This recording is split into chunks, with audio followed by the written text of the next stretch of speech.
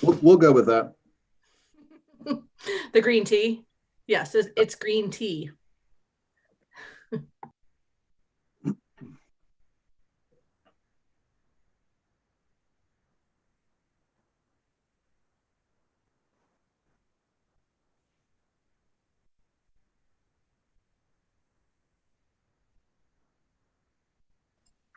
Okay, Mary, you may begin when you're ready. Great. Good evening. I'm Matthews Mayor John Hegden. I'd like you to welcome everyone to our November 9th, 2020 Board of Commissioners meeting. I'd like to start with some introductions. We have Commissioner Dave Bland, our Town Attorney Charles Bleckley, Commissioner Ken McCool, Commissioner Larry Whitley, Mayor Pro Tem Renee Garner, Town Clerk Lori Canapino, Commissioner Jeff Miller, Town Manager Hazen Blodgett, Commissioner John Urban, our Planning Director Jay Camp, Assistant Town Manager Becky Hawk, and I also see that our Communications Coordinator Maureen Keith is with us, and probably a few others, but I'll dispense with further introductions for right now.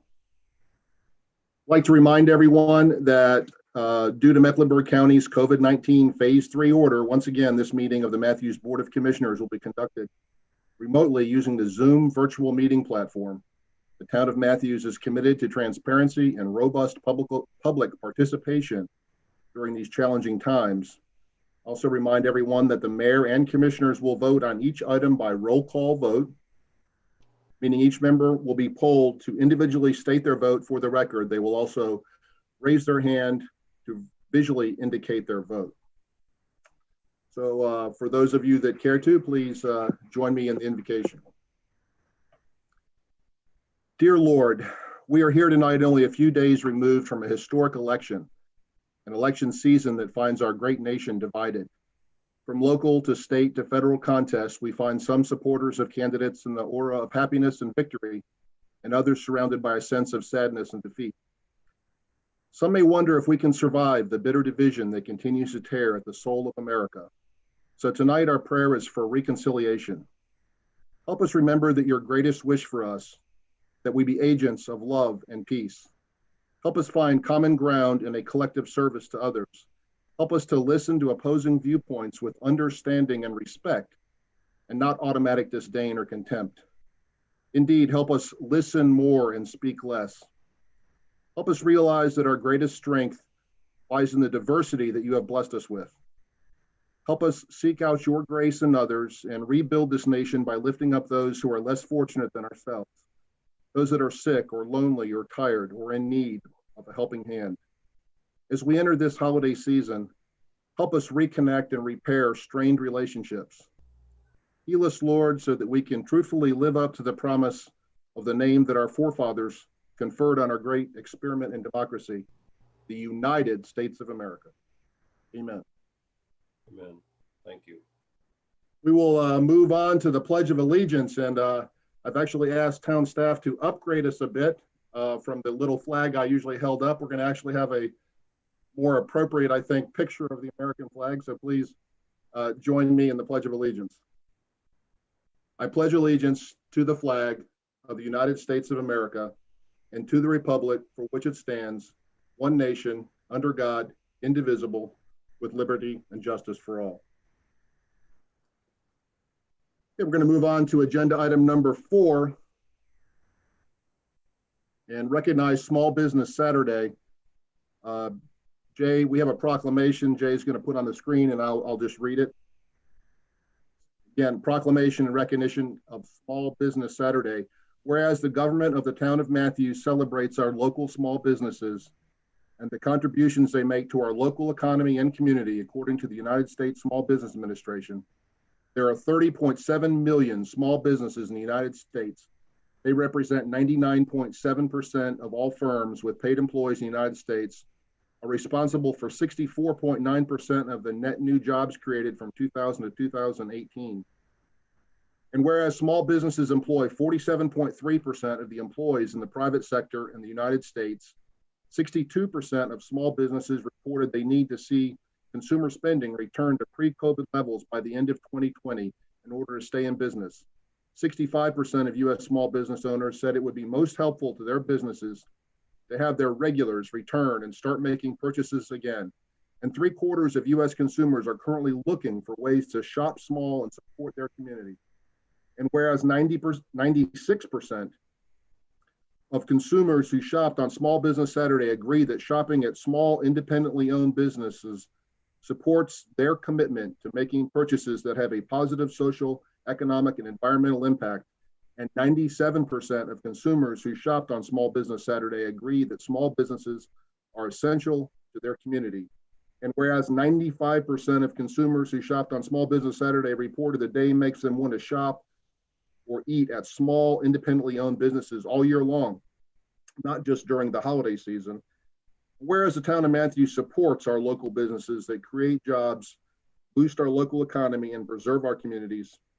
And whereas advocacy groups as well as public and private organizations across the country have endorsed the Saturday after Thanksgiving as Small Business Saturday, therefore, I, John F. Higdon, do hereby proclaim November 28, 2020 as Small Business Saturday and urge the residents of our community and the communities across the country to support small businesses and merchants on Small Business Saturday and throughout the year. So thank you for that. And we certainly do want to support our small businesses, and I urge everyone, and I'm sure we will support them as much as possible, not only during this season, but all year long. So we'll move on to agenda item number 5, receive an update on COVID-19 from our Emergency Operations Center Commander, Rob Kinnenberg. Rob.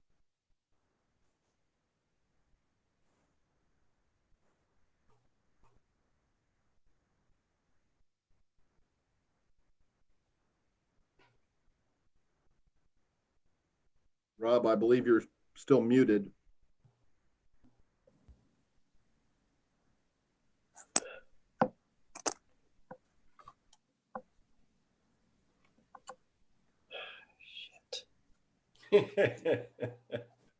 Chief Kinnenberg, can you hear us? Yeah, I can hear you. You are on live now. Okay. All right. Well, something's going on my end. So today is day 241 of EOC activity related to COVID. Today, the health department reported 36,358 cases, 410 deaths as of 9 o'clock this morning. As we're aware, the governor extended phase 3 on October 21st, continuing the indoor and outdoor limitations through November 13th.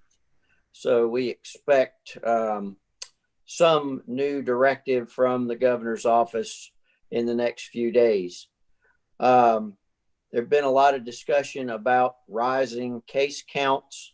Our case count has increased 10% over 14 days, reflecting a slight decrease in the rate of increase over the previous 14 days. That to say, we're on a steady, slow upward trajectory. The health department reports 136.2 cases per 100,000 Mecklenburg County residents and a 7% test positivity rate, which places us in moderate to severe community spread. Deaths related to COVID have increased 6.5% over the last 2 weeks, and we are now seeing an average of 216 new cases a day. In the last 2 weeks, area hospitals have experienced a slow but steady increase in the average number of COVID patients hospitalized. As of today, there was 161, and an increase in the number of patients on a ventilator. Today, there were 29. The social indexing or distancing index has shown a slight decrease through September, but improved in October and currently sits about 35, just above where it was in early June. As of November 4th, 110 public safety first responders from 15 agencies were out due to COVID. The agencies have worked with the health department to help ensure rapid testing to maintain adequate staffing, especially in the Mecklenburg County Town Fire and Police Departments. Matthews has had success working through Novant to test our employees. Our learning pod at Cruise Road continues to serve about 16 students a day and is projected to run through December. Things we're dealing with currently, the state would still prefer that counties on a regional basis enact some level of local control to control the spread, but nobody really knows what that looks like. There was a news article last week on WBT about concerns about the policy board by Trevor Fulton of the county commission. The policy board is acting exactly as it should under the tenets of incident command. And to our knowledge, the elected officials are being appropriately informed about the direction that the policy board believes that the county should go. CMS K through 5th grade students returned to the classroom on November 2nd. We've seen no problems with that so far. CMS middle school students return November 23rd on an A-day, B-day rotation, and high schoolers return in December. On a different front, the Charlotte region is anticipating between 3 and 6 inches of rain over this week and into the weekend as 2 storm fronts collide over the southeast. We got through Halloween with very few problems here in town, although house parties and illegal gatherings were prevalent in the city. Now our thoughts are turning to Thanksgiving, and I would say the same thoughts have to be taken when folks start thinking about whether they're going to have aunts and uncles and cousins and grandparents over for Thanksgiving. Post-election protest activity did go on this weekend on a small scale in Charlotte, Mecklenburg, nothing locally. Again, on November 13th, phase 2.5 ends, so we await the governor's directive. And on a positive but negative note, there is mention that Mandy Cohen, the state health director, may be tapped for a position in the Biden administration to deal with COVID, which would be our loss, but a national gain. So I will end my report there. Thank you, Rob. Do we have any questions for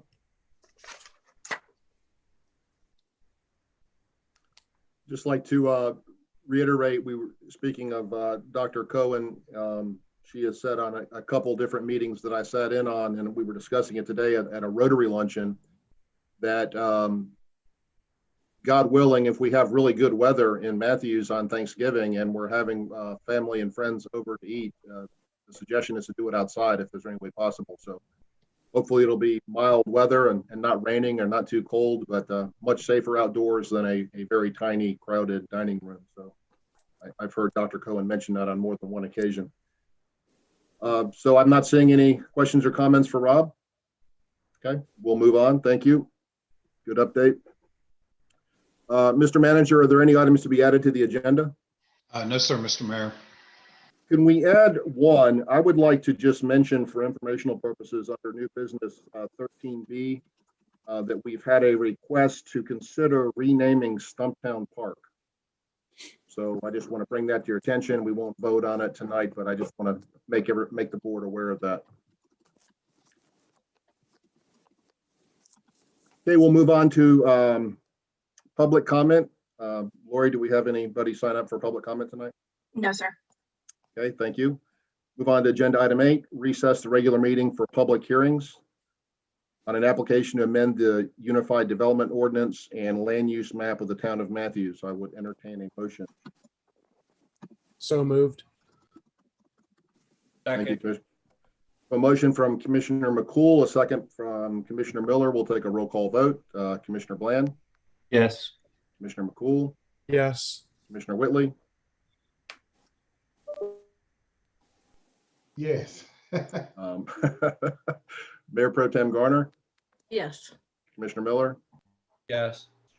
Commissioner Urban, Yes. and I vote yes as well. So that passes unanimously. Thank you. Would like to note that our first item A, 8A, zoning application 2020-717. Lori, are the applicants, they had a conflict tonight. Are they currently present? No, sir, they are not.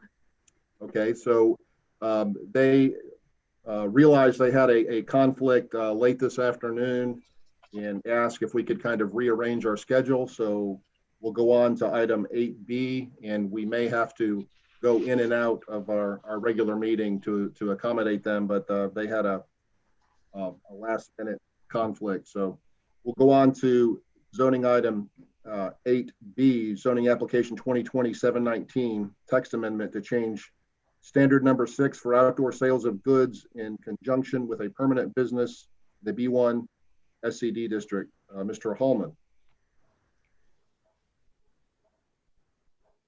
Let's see. Or Jay. Well, I'll tell you what, I'll introduce planning board while Darren is elevated. Here with us from planning board this evening, we have our chair, Mike Foster, Natasha Edwards, Jonathan Clayton, Tom Dorsey, Jim Johnson, Carrie Lamson, Jana Reeve, and Mike Rowan. Great, thank you. And while Darren's getting ready, I will go ahead and pull up the agenda item.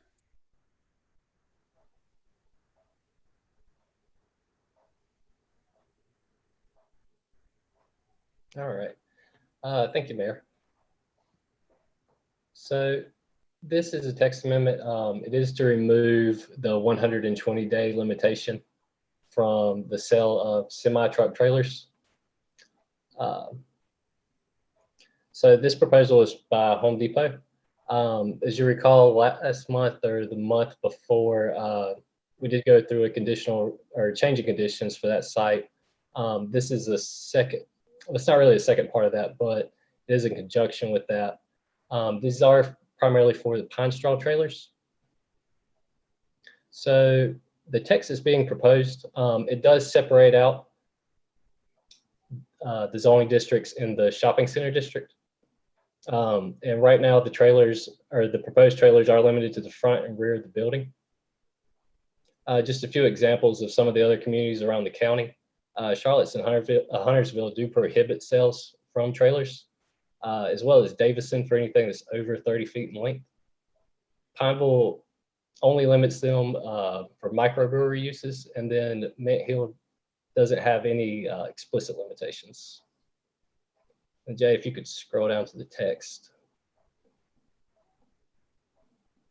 Right, and so when I say that it breaks it out into different districts. So these standards only apply for the outdoor sale of goods in our historic urban core, which is primarily downtown, our B1, B3, BD, BH, industrial districts, and then a few of our conditional only districts. And the way that it's written the proposed text is written right now, this would only apply to the shopping center districts. And then Jay, if you could scroll down to that, I believe it's a location map. And so the primarily affected area would be around 74 and 51. And then I would like to note, I did leave out one shopping center district. So McKee Farms at the corner of Weddington and McKee Road is also zoned shopping center. And so it would be affected as well. Staff would like the board to consider a few additional standards as well. Primarily, staff feels that it may be appropriate to limit the sale of the type of goods. For example, instead of just kind of leaving it at mass, maybe limit it to, or limit it just to pine straw or some type of garden center or garden or agricultural use. Staff would also like the board to consider limiting it to the type of business that would be allowed. So one example could be it would be limited to just like a hardware store or maybe some other uses, potentially and then also potentially limiting the total number of trailers that are allowed on site. That can be done either through like looking at the building size or even potentially limiting based off the lot size. And then there is one current example in town. It would be located Lowe's Hardware. They currently have tractor trailers on site that are enclosed in their garden center.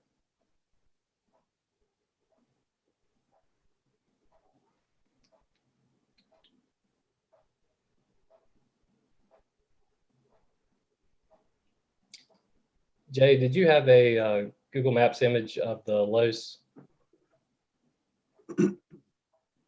Yeah, I see Commissioner Miller has a question. I can pull that imagery up while you maybe perhaps answer that question. Okay. Go ahead, Commissioner Miller. Thank you. Thank you very much. There's a conflict in the statements in this text amendment.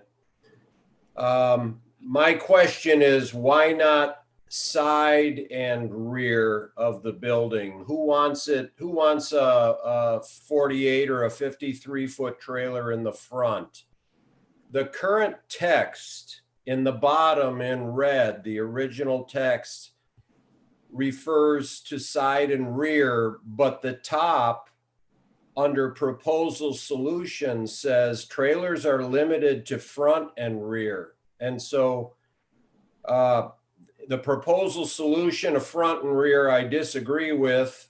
In the red text, it says side and rear only. I would support that. I recommend that it stay that way. We can debate the time frame or how many days per year, but I don't want to debate the location.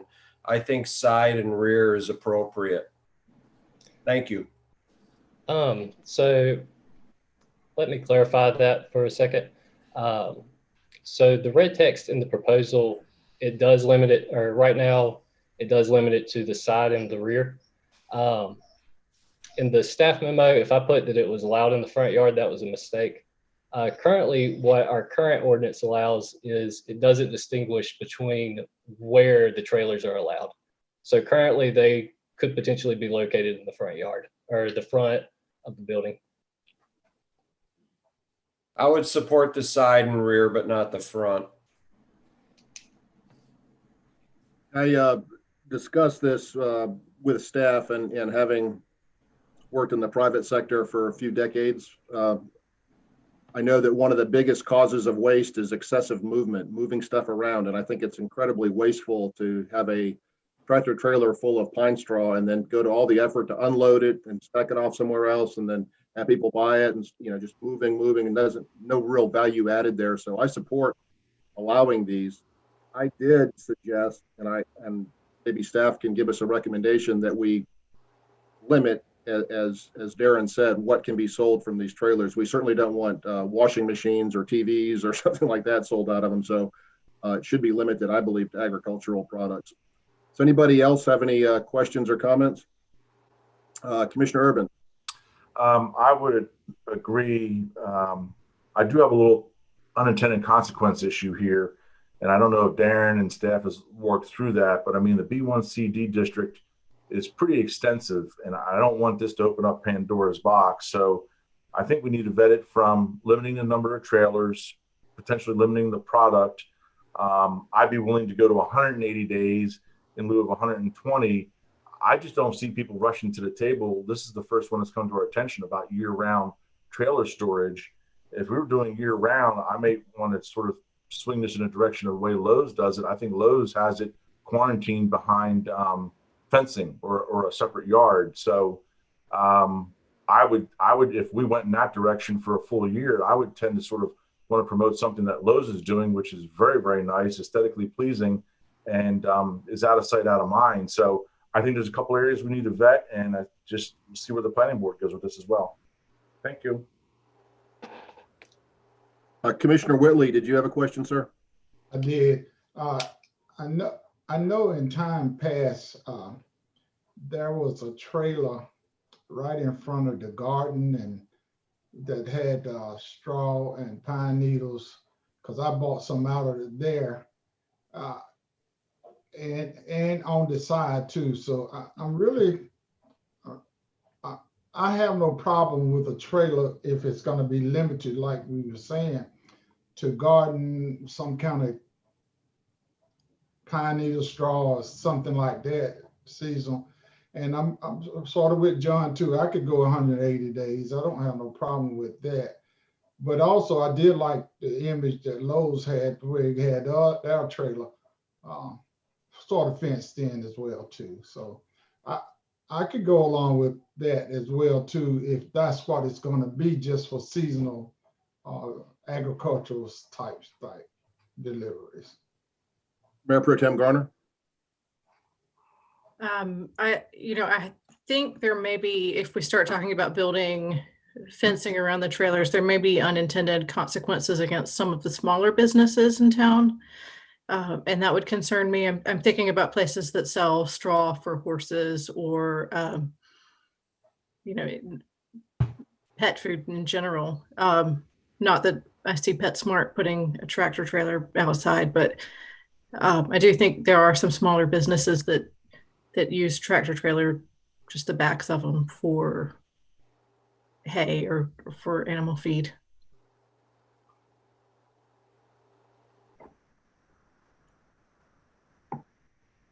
Commissioner McCool? Just kind of go along with what Larry said. I like the way Lowe's has done it. It's very aesthetically pleasing. I think I'd be in favor of 180 days, as long as it's on the side or in the back or in the rear. So I don't think it should be right out in front. I don't think that would be very aesthetically pleasing. Question for Jay or Darren: Does Lowe's leave those trailers there year round, or is it limited to 180 days?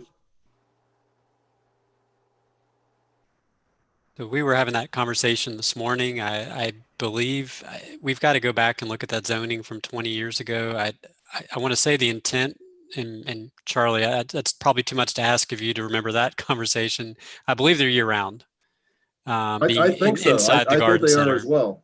I don't recall them ever not being there. So could be wrong, but it seems like about every time I go there, when I'm in that parking lot, I see the trailers there. Yeah, I think maybe bringing it within the confines of the garden center was the solution, but I'd have to go back and look at the minutes. So I did exchange an email with Ms. Good, and regarding the terminology, it just says goods, and they were copying the previous verbiage, but I do think that's kind of wide open when it just says goods. So I think perhaps staff could recommend a tightening up of that language. Are there any other questions or comments for Darren? Commissioner Whitley? In light of Lowe's going year round, and I would like to do the same thing. I would like to be equal to, if they keep the trailers there year round, then I would in favor year round. Commissioner Bland? Isn't there a feed store that's sort of over there near Butler High School behind the Americana restaurant? They use trailers there to store grain and hay and all kinds of other stuff, I believe. What would be the effect of this on them?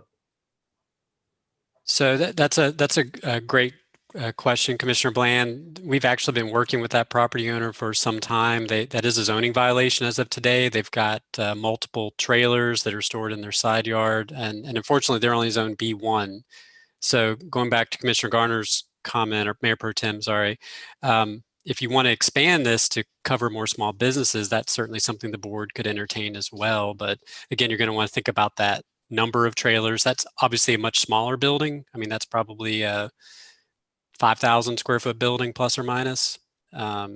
But I think some excellent points have been brought up if you want to expand it. That we have discussed a text amendment with that business owner for quite some time.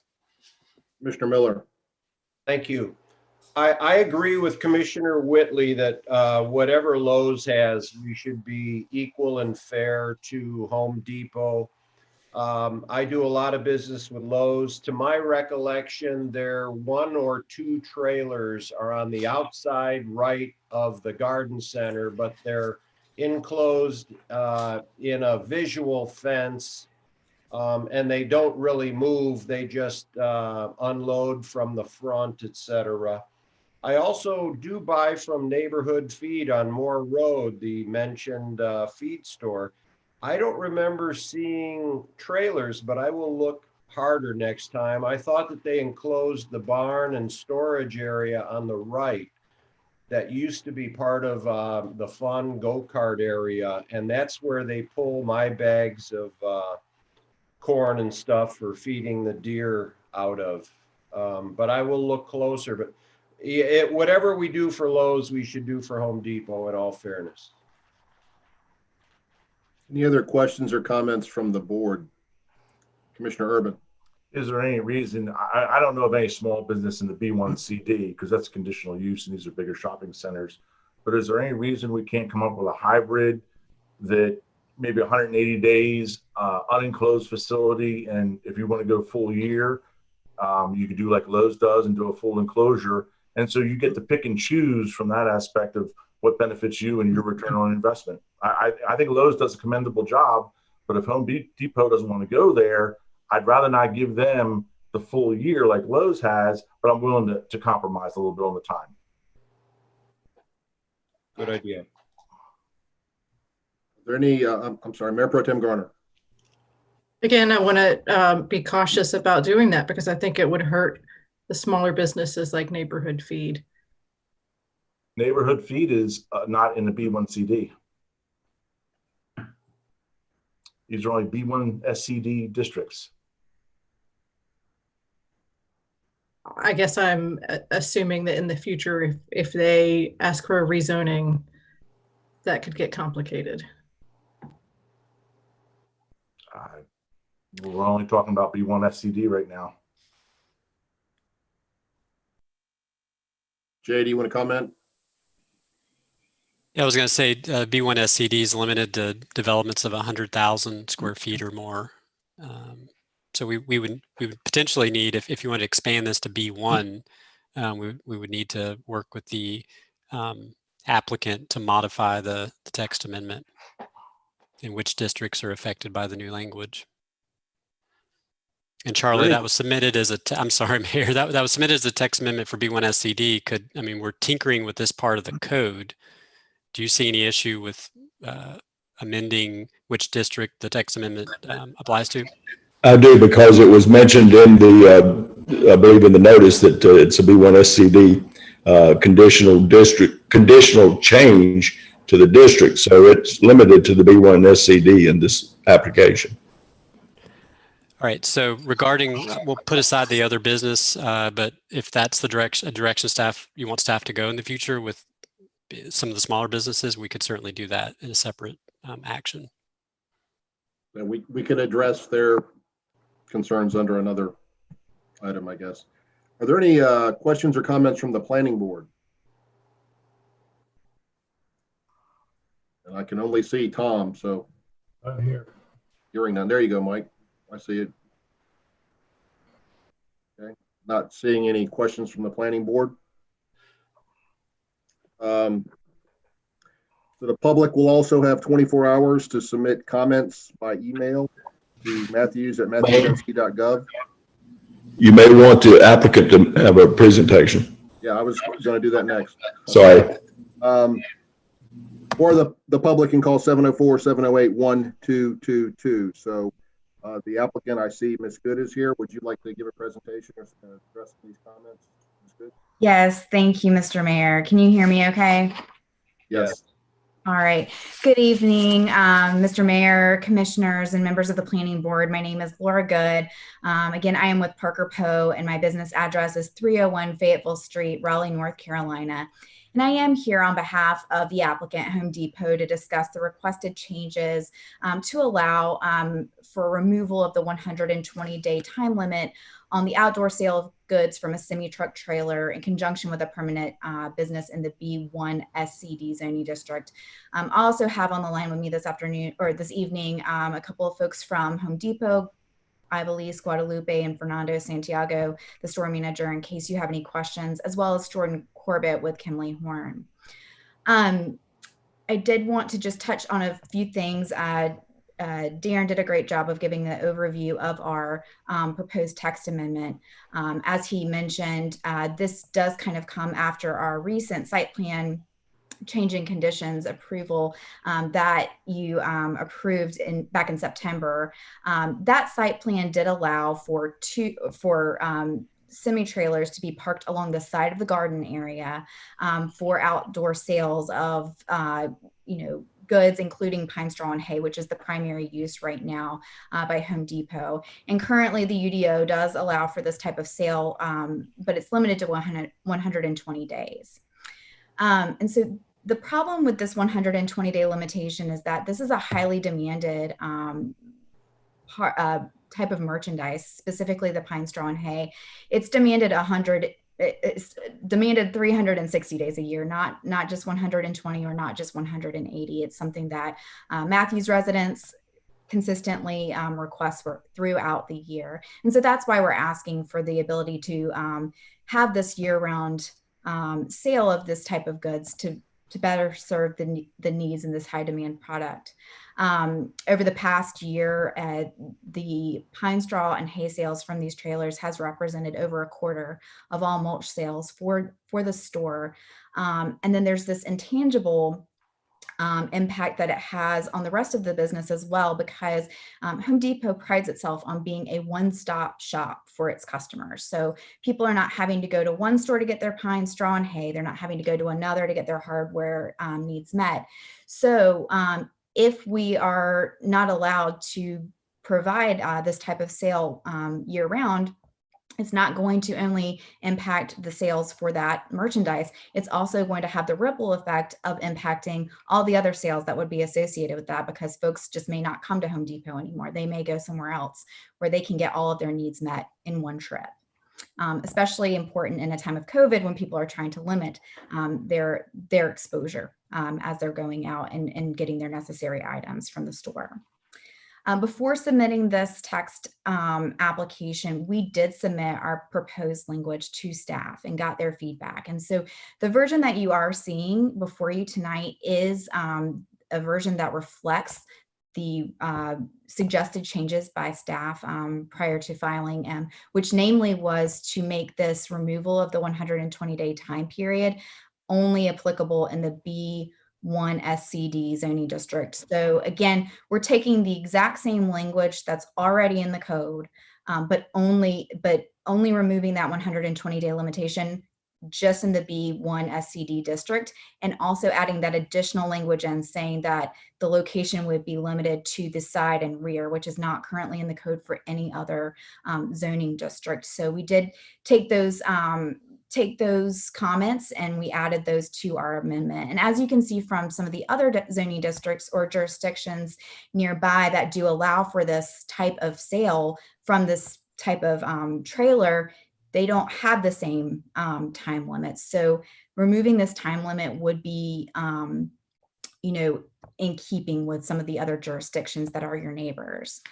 A couple of things I wanted to point out in terms of comparisons to Lowe's and Home Depot for the storage of these trailers. Currently, because of the fact that there's this limitation of 120 days on the outdoor use of these trailers, Home Depot actually has moved them inside their garden center to a covered area. The problem is that this site for them requires them to then get rid of other merchandise that was previously stored in that location in the garden center. So in the enclosure in the garden center, they're having to choose between being able to provide this merchandise or provide the other merchandise. So it's really kind of been a catch-22 for them. And so being able to move this outside of the garden center, again, will not only allow for the sale of this merchandise, but the other merchandise that they've had to move or not have stored there. also, I would also like staff's input, and maybe this is a conversation we can have later, but I worry about the unintended consequences of having another enclosure added to the side of the garden center. One, from a perspective of required setbacks that there may be for fencing. This is getting towards the northern property line of Home Depot's parcel. I also don't know what impact this would have on our approved site plan that allowed us to have these trailers and did not, when we had that conversation, there was not this concern raised for having to have the structure be enclosed or have fencing around it. And so I would not want this to be a situation where we would have to then come back to you and ask for another change in conditions to allow for fencing or an enclosure to the extent that that would be allowed, given the setbacks. Here on the site, we could certainly show the site plan to you again, but where this is proposed to go on the Home Depot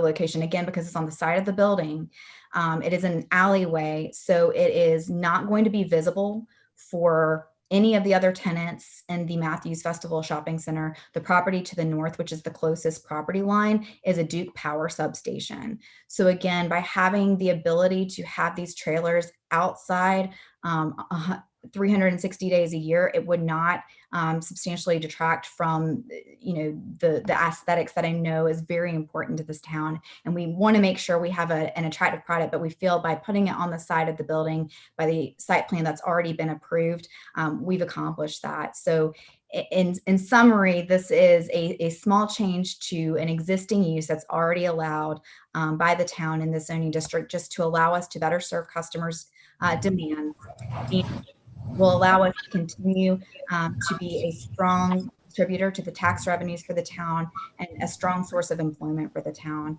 And I thank you for your time and consideration of this request. I am here to answer any questions. Sorry, two other things I wrote down in my notes is that in terms of limitation of the number of trailers, we would, I think staff had previously suggested 2 to 3, or to do it based on building size. I think we would be amenable to that so long as we could get a 2 to 3 minimum there. 2 is what we have planned for right now. And that's it. So again, thank you for your time this evening, and happy to answer any questions you may have. Any questions from the Board of Commissioners for Ms. Good? Mr. Mayor, before you get to the question, may I make one comment? Sure. This is a text amendment that applies to all B1 SCDs. We shouldn't be looking at it as a site-specific text amendment. Thank you. I have a question for Jay. Jay, you and I discussed possibly making this more specific on the terminology where it says goods. Do you have a suggestion for that? I think Mr. Hallman earlier mentioned sale of agricultural products. I think something along those lines, landscaping materials, something going that direction, I think makes a lot of sense to avoid your example of selling washing machines from the semi trucks. And Ms. Good, would you be amenable to that? Yes, I think if we could make it the more general, garden or agricultural products that are ancillary to the garden center, I think that would be certainly helpful. Right now, all we do is pine straw or hay, but I would hate for it to foreclose, based on future changes in businesses and how things are delivered. But I think we would be amenable to that. Okay. Very good. Commissioner Miller.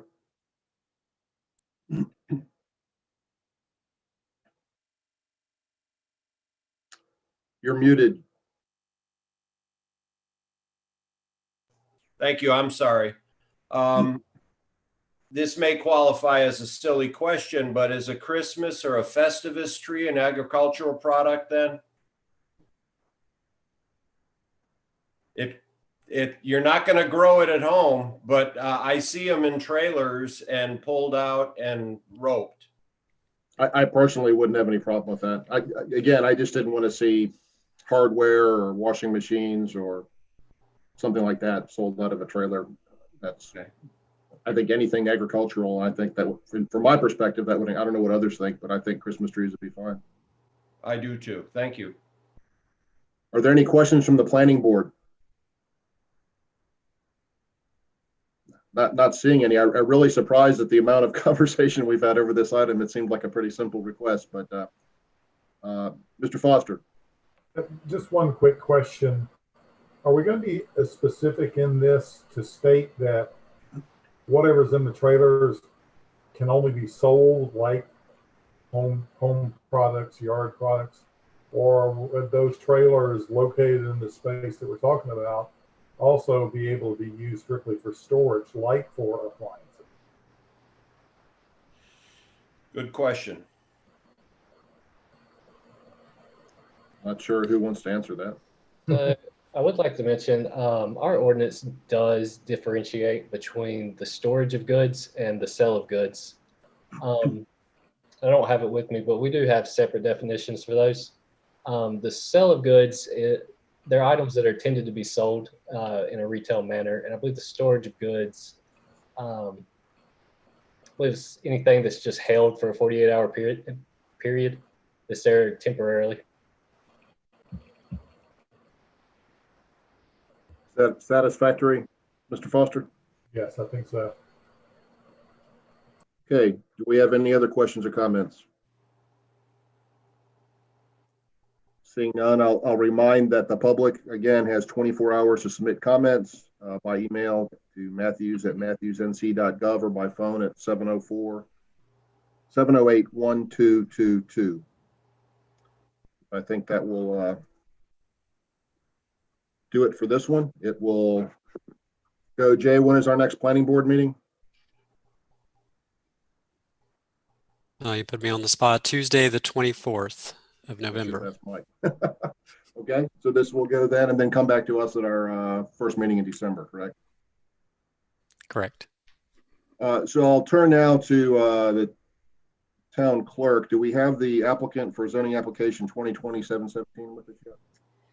They're not quite ready, Mr. Mayor. So if the board could vote to continue the public hearing for 1 hour, you can do that and then move on to the next items on the agenda.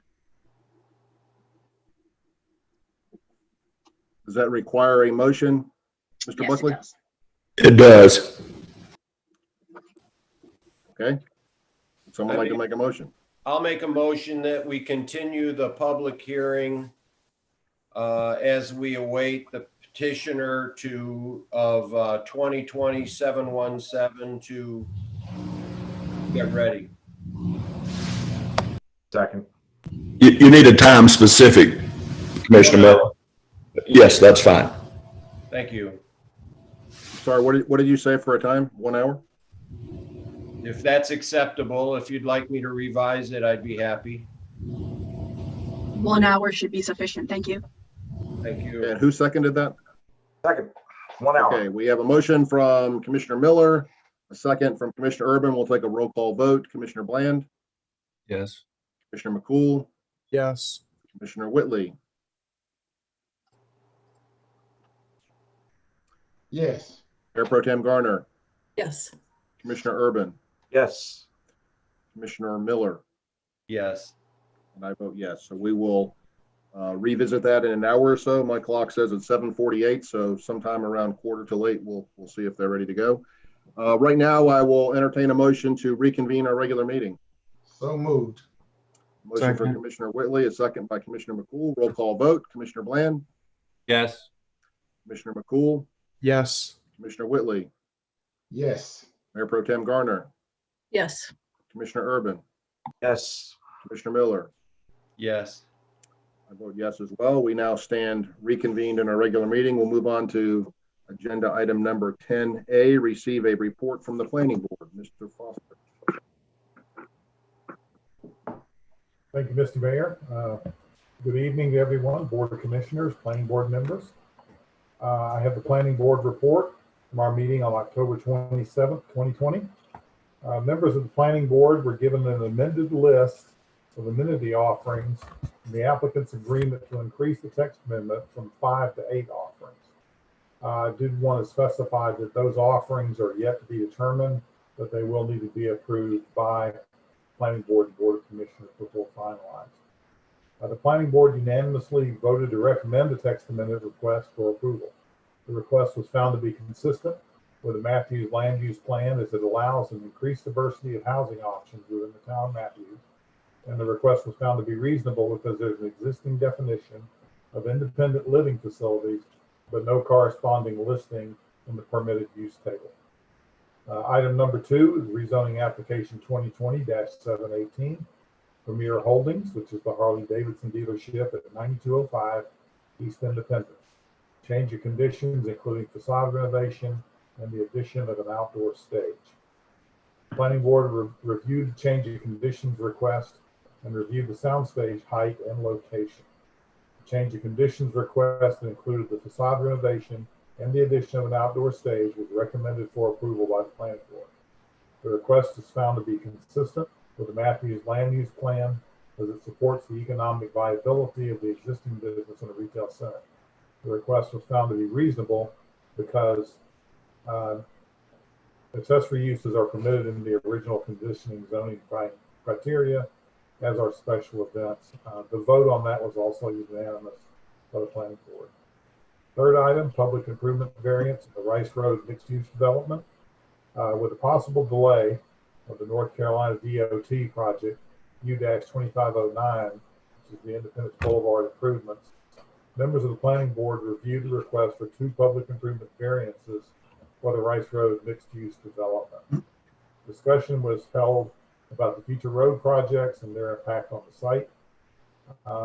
And the future of the road products, basically the information that we received from Mr. Camp was those projects are very much in the air due to funding issues at this time, and there is no specific date on the table as far as when any of those improvements will take place. Members recommended approval to eliminating the requirements to construct curb and gutter along Sam Newell Road with a condition that the applicant construct a 10-foot pedestrian path along Sam Newell Road outside of the future NCDOT project area. The applicant is also required to conform to the town of Matthews design standard for the sidewalk and planting strip along Rice Road, specifically in the cul-de-sac, since it looks like it could be a considerable amount of time before the road is pushed through to Rice Road as part of that project. Are there any questions about that one before I move on? We kind of took apart the public improvement variance based on the fact that we didn't want to have a lot of money spent by the applicant to construct curb and gutter in an area that once the DOT started their project would certainly tear up. Our goal was to get a sidewalk or pedestrian path there, have the applicant pay for it, and have it far enough away from any future development along Rice Road that it wouldn't have to be destroyed and rebuilt later. Good. Okay. Item number 4 is for information only. Members of the planning board reviewed 2 administrative amendments that would be required for the Rice Road mixed-use development. The first would delete a portion of the 50-foot landscape buffer so that a road could be constructed per the UDO MUV district requirement. And the second would allow removal of the berm along Sam Newell Road. The planning board voted unanimously to approve both of these requests. These requests did not need to come to the full board of commissioners. And last item, just information. Planning board made the decision to continue our board meetings through the Zoom platform at least through the month of November. Okay. Are there any questions? All right, good report. Thank you, Mike. Seeing no questions, we'll move on to 10B, planning and zoning related actions. B1, zoning application 2020-715, Williams Business Properties, 1700 Weddington Road. R15 to R-12 MFCD on that certain property located at 1700 Weddington Road and further designated as tax parcel 22729-101. This was deferred from our October 12th meeting. Mr. Will. Thank you, Mr. Mayor, members of the planning board and members of the Board of Commissioners. Yes, this was continued from last month. And it's taken it's changed a little bit. So let me go through some of the changes. The original project was supposed to be 131 units. That has been reduced to 98 units. They have reduced the number of apartment buildings from 4 to 1. And the units per acre was reduced from 7.79 to 5.82. The leasing and office amenities remain, and they have 10.94 acres of provided open space. So they have tweaked it a little bit further. They are looking to do 70 townhome units, not an increase in the 98, but just an increase in the mix.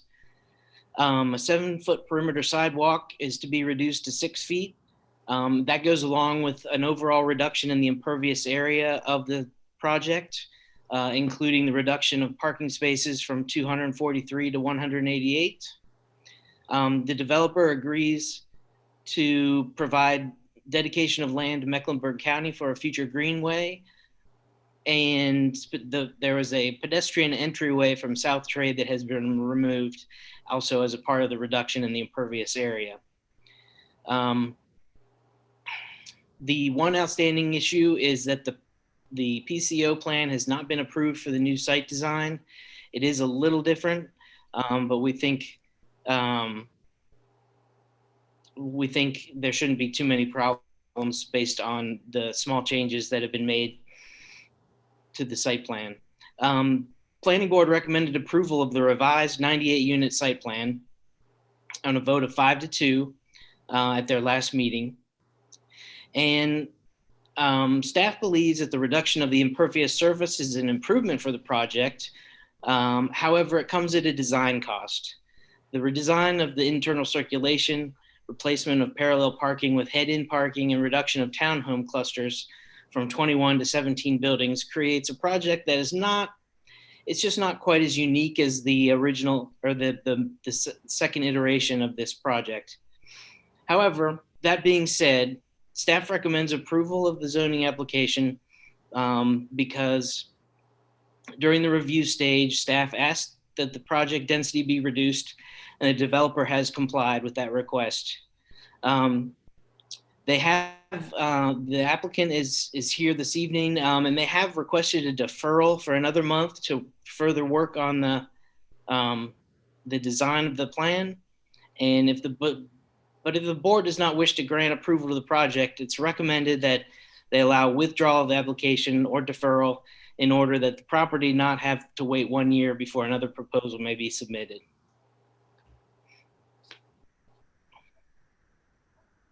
Thank you, Rob. Before we go to the applicants, are there any questions from the board for Rob?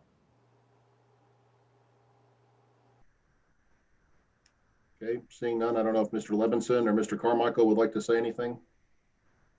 Thank you, Mayor Higdon. Jack, did you want to speak or?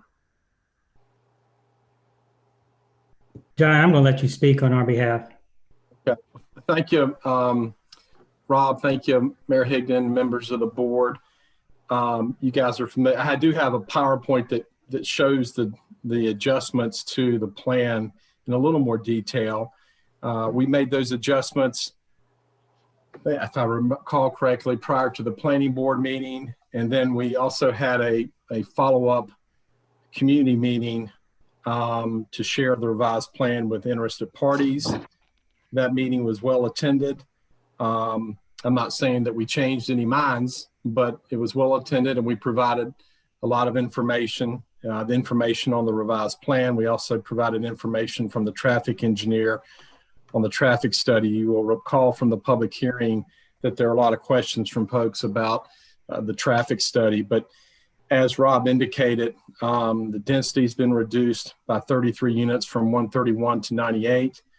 The minimum number of townhome units has been increased from 37 to 70. So, and there's only one multifamily building now located on the site, and it's in the middle portion of the site. So it's really, for all extensive purposes, a townhome community. Yeah, perfect. Thank you so much. This is, if you can see I don't know if you can see my cursor or not. but you can see the one multifamily building in the center of the site, right by the amenity. The rest of the units would be townhome buildings.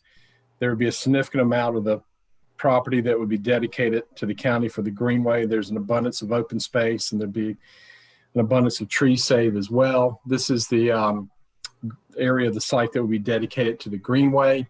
So as I was saying for all extensive purposes, it's a townhome community. Now it is a for lease townhome community, but nevertheless, in terms of the actual units, they would be townhomes, townhome units. What Lat Purser is requesting is that there be another 1 month deferral to allow the applicant to explore a further reduction in density and a further revision to the product mix. And that further study would frankly center on that remaining multifamily building. You may ask why a further study would be needed, because there are impacts to the developer's ability to develop the site by the elimination of that multifamily building and the replacement of that building with townhomes, which results in a further reduction in density. So that's the request, Mayor Higdon and members of the board, for a 1 month deferral. Short of that, we would respectfully request that the application be approved. As Rob indicated, it is recommended for approval by the planning staff, and the planning board recommended approval by a 5-2 vote. If the board is not inclined to defer it or inclined to approve the request, then we would respectfully request that the applicant be allowed to withdraw the petition so that the property owner is not precluded from pursuing another rezoning within the prohibited time period. But we appreciate your patience. I know y'all you've been considering this project for some time, getting a lot of feedback, and we do appreciate your patience and your willingness to listen to us. Jack, is there anything I need to add to that?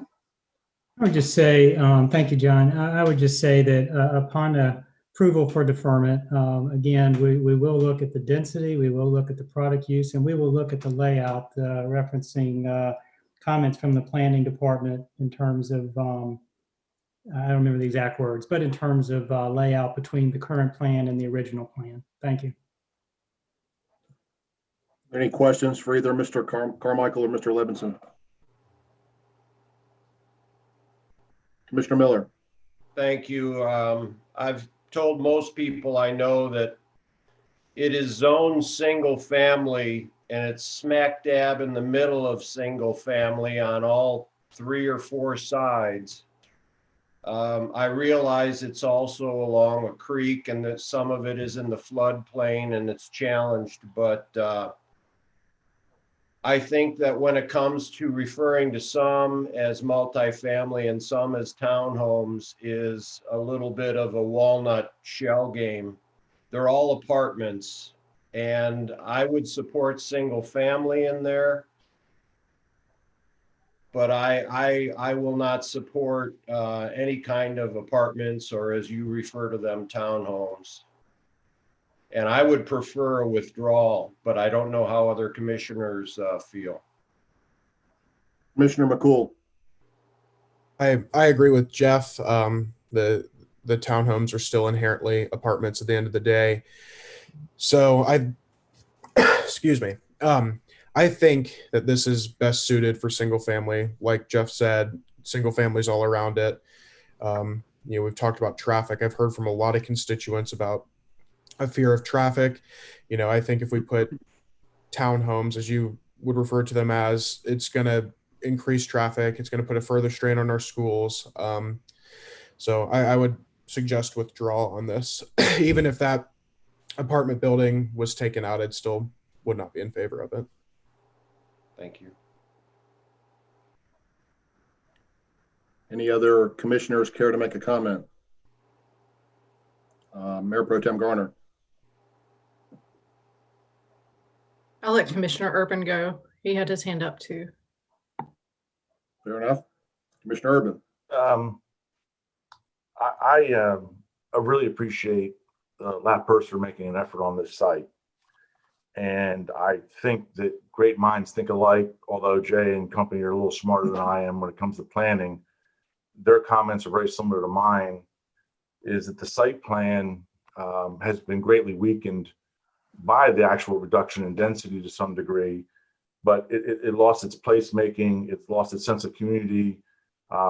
It really turned into a more traditional townhome type product.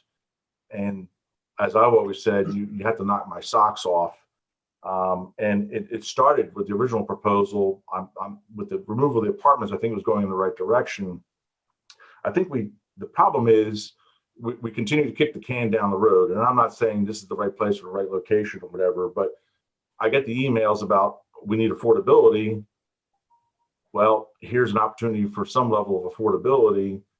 If it goes single family homes, very few of us are going to be able to afford those homes, period. That being said, though, some of the other comments I got, and I have to sort of vent on these things, is I got the us versus them issue with apartment dwellers. 27% of the homes and residences in Matthews are rental properties. So every subdivision has a rental property in it.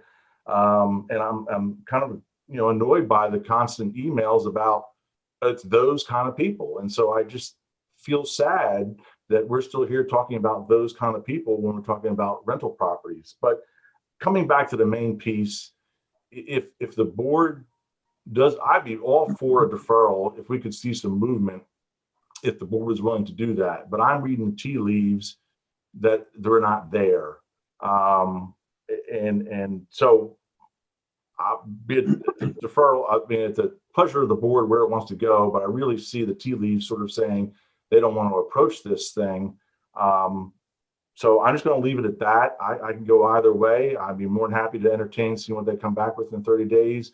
But if everybody's still going to be entrenched where they're at, I would tend to tell Jack and John to look at the letting it go and letting some other opportunities come down the pike. Thank you, Commissioner Urban. Mayor Pro Tem Garner. I'd like to kind of continue on that note that, I live next to a townhome community, and although it was built to be sold as individual units, over the years, it's largely been rental, but that doesn't mean people are any less committed or invested in Matthews when they live there. And many people have been renting for the entirety of it being there over a decade. Because largely, I don't see these townhomes and their price point is filling a need with the apartments that we do have coming up. And it would put a burden on the schools. It would put a burden on the roads. And I think that's our biggest concern. And the biggest feedback is that bridge project is never seeming to end. And if you came in and made the same proposal after the bridge were finished and the road were reconfigured, people may have a different understanding of what traffic is at that corner. But at this point, there's so much bitterness over that intersection. That's something that I can't get past. I can't feel good about putting more cars on the road right there with that density. I do hope that you could take this same project and find another place for it in Matthews, somewhere closer to transit, so that we don't have those extra cars on the road. I think that getting it somewhere near the bus line or the future Silver Line, it could be an amazing project for Matthews. So I would support withdrawing the proposal. Commissioner McCool. Just wanted to clarify what I said. I have no problem with rental units. Like Renee said, if this were in a different area, I probably would be in support of it. But because of all the factors that we've gone over, it just doesn't work at this spot. Like Renee said, if it was near transit, if it was in a different spot, it may be great, but in this particular location, it does not work. It should be single family. Okay, would any other commissioner care to make a comment? Commissioner Whitley. Well, I think this is either the third project that we've seen in this plot here, and I too want to commend Jack and John and bringing it down. And I think it's a great improvement. There's a lot of thought went into this area, but just like all the rest of the commissioners, we've got 100 citizens don't want it there, and you know that's a lot. And I don't think it'll pass. Personally, I don't. But I would tend to withdraw and see what you can come back later. But at some point, what do we want in this area? What will fit in that area? If it's not going to be in a single homes, and it's half of the property is in the flood area, so the developers won't keep bringing this back if that's what the neighborhood don't want there. Then what do we want in an area that will be beneficial with the new road and that connectivity right there between the two roads? So I would think that would be something that maybe we can look at. What do you want in there so the developer won't just keep coming back, because it's evident they don't want apartments or townhomes in that area. Commissioner Miller. Thank you. I'd like to make a motion, and I'd like to ask Charlie a question, please. Charlie, if I make a motion to allow them to withdraw, should I refer to the denial language of land use plan, inconsistent, things like that? No, you don't need to do that if you're going to allow them to withdraw. Okay, I'd like to make a motion to allow the petitioner to withdraw the petition, in that we want Mr. Williams to be able to sell the property. He has his land rights as well, but this is just not what we feel is the right project for this location.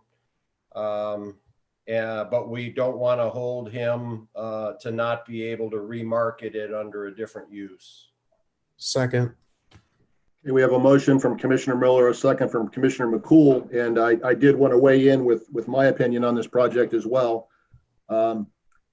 A couple points that were, I think, already brought up by others, but the first one is I've been an elected official for 7 years, and I don't think I've gotten more letters against a project since I've been an elected official than this one. So it's very clear that the adjacent homeowners and people that live in the area, who by the way, I'm one of those people, and I can vouch for the absolutely pre-COVID traffic of just being a complete nightmare. Unbelievable. I've said before, I've worked for a couple decades at Combraco, which is about 2.5 miles from my house, and it's taken 45 minutes to an hour to drive to work. I can figure out I could walk there faster than driving. So traffic is really horrendous. I know the traffic studies have come back that said the impact would not be too great, but really any more at that location of any substance, 183 parking places, conceivably, 100 plus more vehicles, it's already just undrivable. So I would not support this as well. And so I would support allowing the applicant to withdraw. Is there any other comments or questions anybody would like to say before I call for the vote? All right, seeing none, we'll do a roll call vote. Commissioner Bland? Yes. Commissioner Whitley? Yes. Mayor Pro Tem Garner? Yes. Commissioner Urban? Yes. Commissioner McCool? Yes. Commissioner Miller? Yes. And I vote yes as well, so that passes unanimously. I want to echo what Commissioner Miller said. We certainly hope for the Williams family that this piece of property can be sold and developed in some other manner as quickly as possible. So thank you, Mr. Carmichael. Thank you, Mr. Levinson, and we'll move on. Look at item 10B2, zoning application 2020-716, text amendment to change the text of the Unified Development Ordinance, creating new section 155.506.16A to allow independent living facilities as a permitted use in the RI zoning district when associated with a conditional site plan and under prescribed conditions that ensure such facilities have limited applicability and are distinguished from multifamily residential uses. Mr. Will. Thank you, Mr. Mayor. Yes, so this is a UDO text amendment to add independent living facilities to the table of permitted uses. There was some comments during the public hearing about concern over the parking ratio. Staff is comfortable with the proposed parking ratio because there will be fewer individuals living in the independent living facilities than in a regular multifamily development. Additionally, there was concern over the required number of amenities. It was only at 5, which seemed kind of low, and should be raised to at least 8. This was discussed at the planning board, and staff and planning board agree. Planning board unanimously recommended approval of the motion, zoning motion 2020-716, to add independent living facilities to the table of permitted uses, and add prescribed conditions, and to add independent living facilities to the parking requirement table, as amended to increase the number of required amenities from 5 to 8. The applicant is in discussions with the applicant at the planning board, and also with staff. They are okay with increasing the number of required amenities from 5 to 8. And staff recommends approval of the motion 2020-716 as amended to increase the number of required amenities from 5 to 8. I do have a map of the RI district areas in the town. I think it's on page 2 of my memo, Jay. There it is. So this just shows you where the RI districts that are larger than 5 acres are located within the town of Matthews. Most of them are already conditionally zoned, so they're already developed and would have to come back for a change of conditions for independent living facilities anyway. But we do have a few that are straight zoned RI that are greater than 5 acres that would be impacted by this text amendment. Most of these properties are already developed as well. And so we just wanted to show you what areas were would be impacted by the proposed text amendment.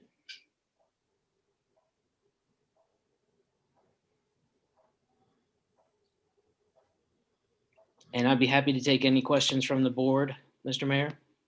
Okay. Have any questions?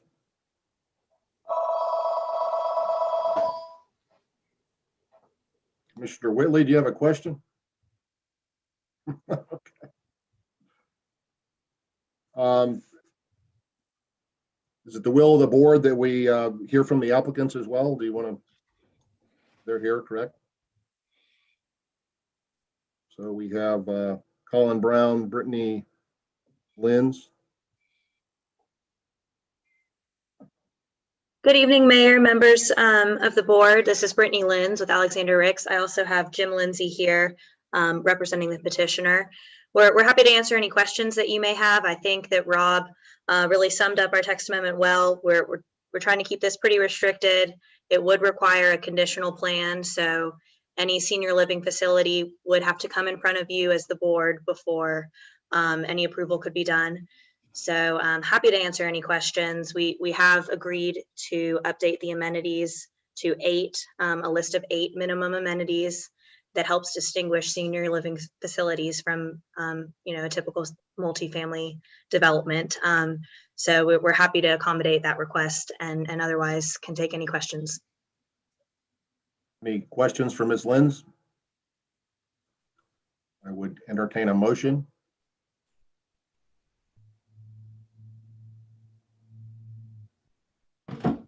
Commissioner Urban. I will, for lack of no one raising their hand, I'll go ahead and entertain a motion that we go ahead and approve and recommend this 2020-716 motion for a text amendment. And it's found to be consistent with the Matthews Land Use Plan as follows. It's consistent because it allows an increased diversity of housing options within the town of Matthews. It is reasonable. The text amendment is reasonable because there is an existing definition of independent living facilities, but no corresponding listing in the permitted use table. Oh, and do we have to also mention that the number of amenities was increased? Yes. Okay. And that was, we lifted that up to 8. From 5 to 8. Thank you. We have a motion from Commissioner Urban. Do we have a second? Second. A second by Mayor Pro Tem Garner. We'll do a roll call vote. Commissioner Bland?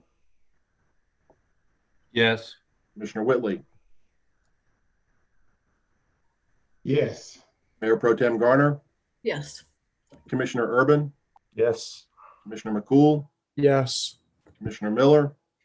Yes, with a clarification, was the parking requirement adjusted in the motion? The parking was as stipulated by the planning staff. Yes. And I vote yes as well. That passes unanimously. Thank you. Thank you. Move on to item 10B3, zoning application 2020-718 Harley-Davidson to change the existing conditions in that certain VHCD district designated as 9205 East Independence Boulevard, further designated as tax parcel 193-19101, and commonly known as the Harley-Davidson dealership. This was deferred from October 12th. Mr. Will. Thank you, Mr. Mayor. Yeah, so during the public hearing, change for zoning conditions, concern was raised over the sound stage for more and more events. In their original conditional zoning notes from 2003, the dealer is limited to 8 events during the year.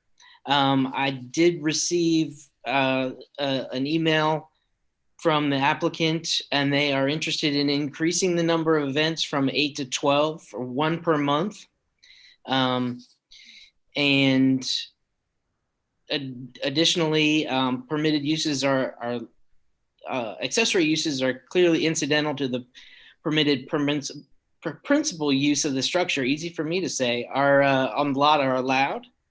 The planning board unanimously recommended approval of zoning motion 2020-718, change of conditions for the Harley-Davidson dealership.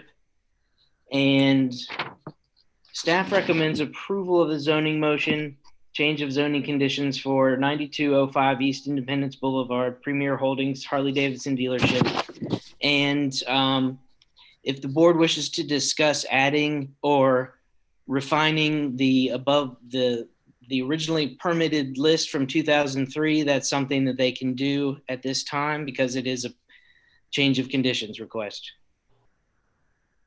Is there any questions from the board for Rob? Commissioner Miller. Thank you. I have no trouble with the expanding of the number of events per year. They're a popular location, etc. My question is, it's being recommended to approve by planning board and staff. And it says that the events draw up to 250 people for an event, yet we don't allow our downtown businesses to do the same.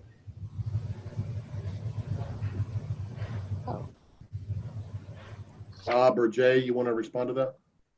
So Commissioner Miller, are you talking about as a result of the COVID? It's right there on the memo, anticipated attendance in excess of 250 people. Staff and planning board is supporting it. I can clarify. That is from the original conditional note from 2003. So it is pre-COVID. And the reason for that note on there was because if they did have a large event, off-duty police officer would be required for that many number of people. Thank you. Did that answer your question, Commissioner Miller? Yeah. Any other questions or comments for Rob? Commissioner Urban? My preference would be to hold to the number of events that they've listed. I see that there's like dates like January and March that are open, but frankly, I'll be real honest. I live on that side of the town. I'm probably a mile away, and we hear their events. And if you're talking about those months where all the trees are defoliated, it makes it even worse from that standpoint. We really appreciate them being in the community, but at this stage in the game, I think they've listed out what they're planning to hold, and I would just support what they've got recommended on their memo.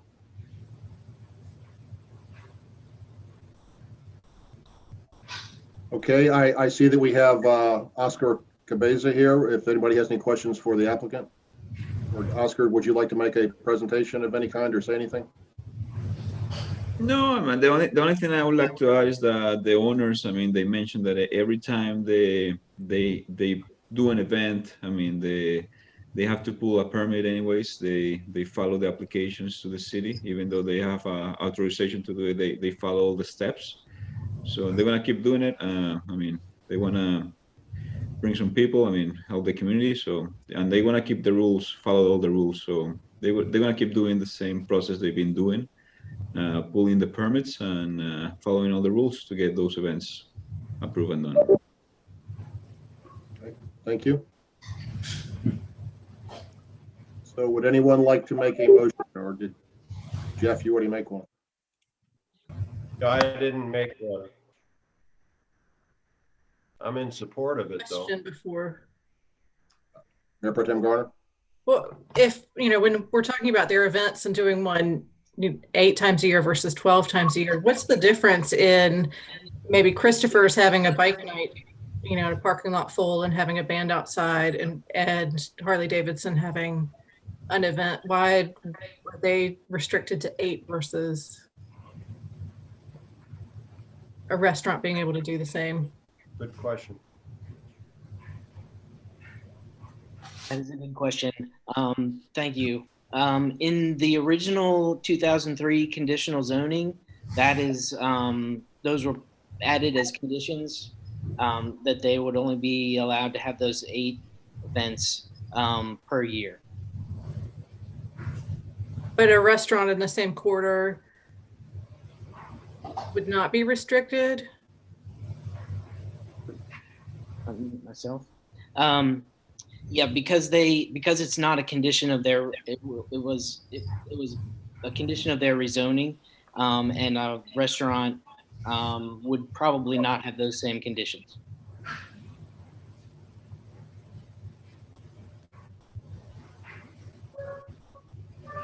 For that reason, I would suggest we allow 12. I feel like it would be a fair motion. I mean, I've surrounded my restaurants that have ends at night, and they stop by 10 o'clock. It's not disruptive. I mean, I guess it was pretty disruptive when we had a young child, but they're a baby. But I don't know that going from 8 to 12 is going to be that big of a deal. Commissioner Miller. Are there hours of operation for these events where they don't go too late?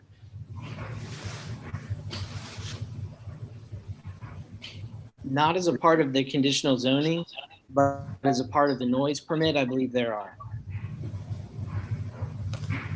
What is that, Rob? Is that to 10 o'clock? I'm sorry, I don't know the details of the noise permit. Generally, it's 11 o'clock.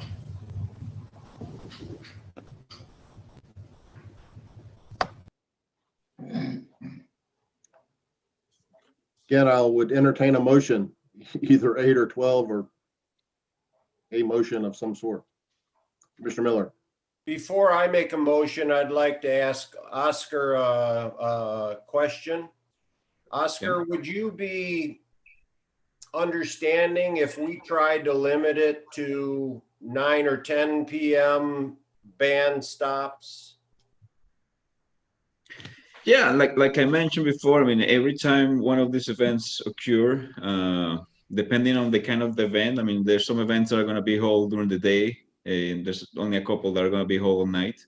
But every time those events are going to be happening, they're going to have to apply for a sound permit. So I guess they have to follow, I mean, and the owner knows they will follow the rules or whatever that permit for that specific event is issued for. So they will be okay with it. I make a motion that we recommend approval of zoning motion 2020-718, change of zoning conditions for 9205 East Independence Boulevard, Premier Holdings Harley Davidson dealership, and allow them to hold 12 events a year with the idea that any bands would turn off their amplified music at 10 p.m. I'll second that. Let's make that a motion to approve, not a motion to recommend approval. You are approving it. I'm sorry. Thank you. And I'll amend that as second as well. Okay, we have a motion from Commissioner Miller and a second from Commissioner Whitley. Roll call vote. Commissioner Bland. Yes. Commissioner Whitley. Yes. Mayor Pro Tem Garner. Yes. Commissioner Urban. No. Commissioner Miller. Yes. Commissioner McCool. Yes. And I vote yes, so that passes 6-1 with Commissioner Urban standing in opposition. Move on to item 10B. Oh, I believe I missed it, but did Commissioner Miller's motion have it complied with the land plans and it's reasonable? It will. Did I don't believe so. Oh, we didn't. And that it's consistent with the zoning changes and conditions are consistent as it supports the economic viability of the business in a retail center, and that it's reasonable in that this change in conditions are reasonable uses are in the original conditional zoning criteria as are special events. I'll second that again.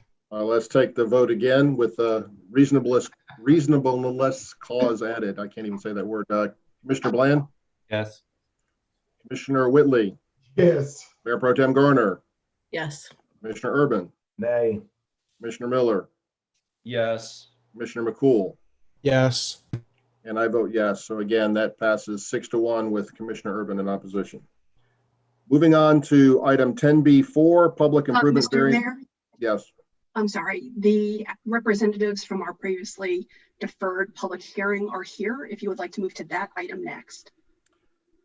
Can we finish up our planning and development business? Is that okay? Charlie, would that be okay?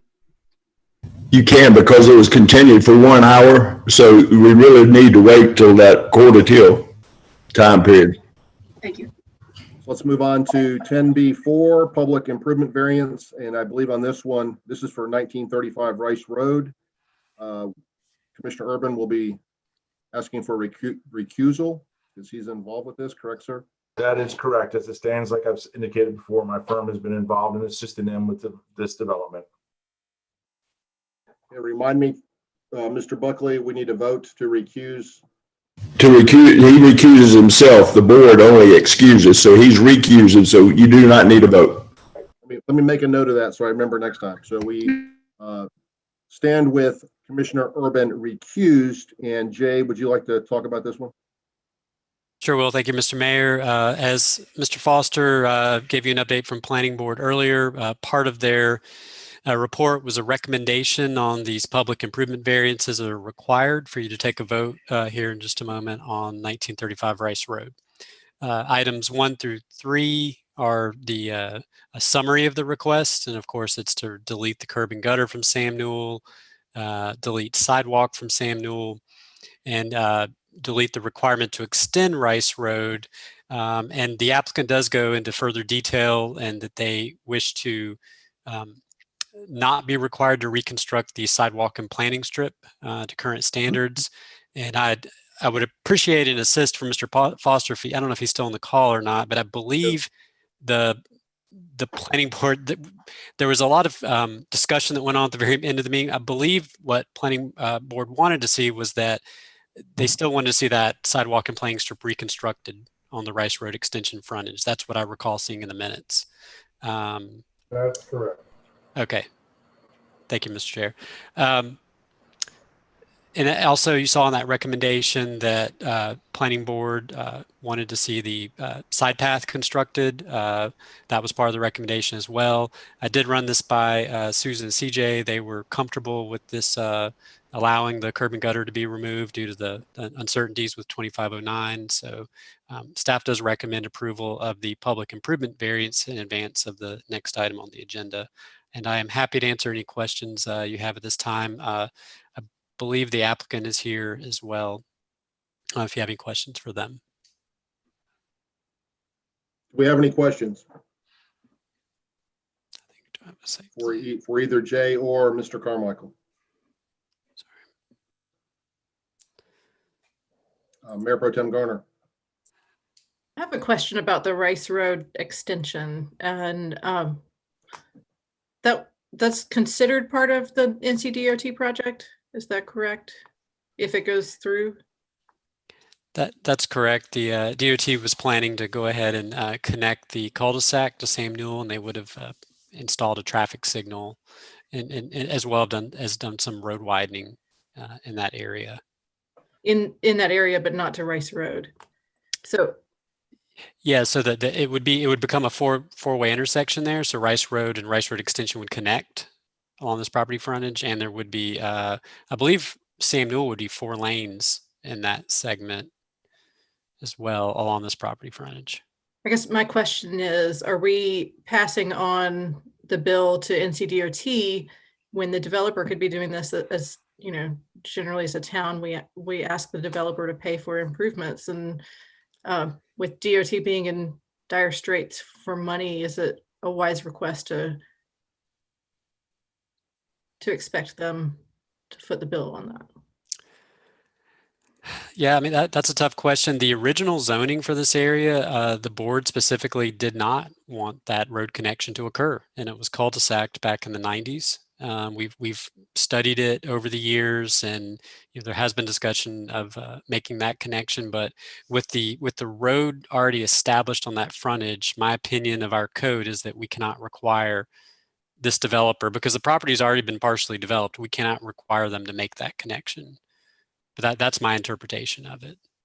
And one other thing about that connection is that cul-de-sac currently ends right on the other side, obviously, of Rice Road, but there is, from Rice Road down to the end of that cul-de-sac, is probably at least a 15-foot cliff. Major road work would have to be done to ever connect that and make an intersection of it. I don't know if it's reasonably possible to do it at any point. Thank you, Mike. I was very surprised when I actually looked at it and saw what a cliff it was. I don't know how they'd make that connection. Mr. Carmichael, you have any thing you'd like to present? I think what we would say is that we are comfortable and appreciate the planning board's recommendation. So the applicant is for the site plan approval and for the public improvement variance is more than willing to construct a 10-foot wide multi-use path along the site's frontage on Sam Newell Road, and would request that the board, respectfully request that the board grant the variance to not require the curb and gutter along the site's frontage on Sam Newell Road. Likewise, the applicant is more than willing to bring the sidewalk and planing strip on Rice Road up to town standards. So really the variance would be to eliminate curb and gutter on Sam Newell Road. Any questions, comments, or motions?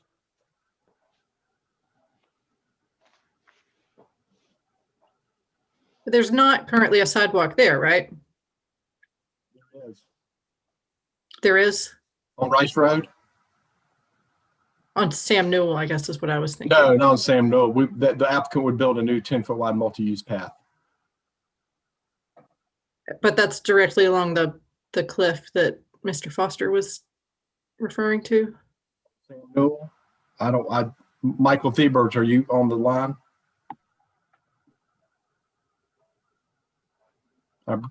Ms. Gordon, I'm waiting for our engineer. Mike? Well, but this must be where the cliff is here at the end of this cul-de-sac, but this is where the sidewalk would go.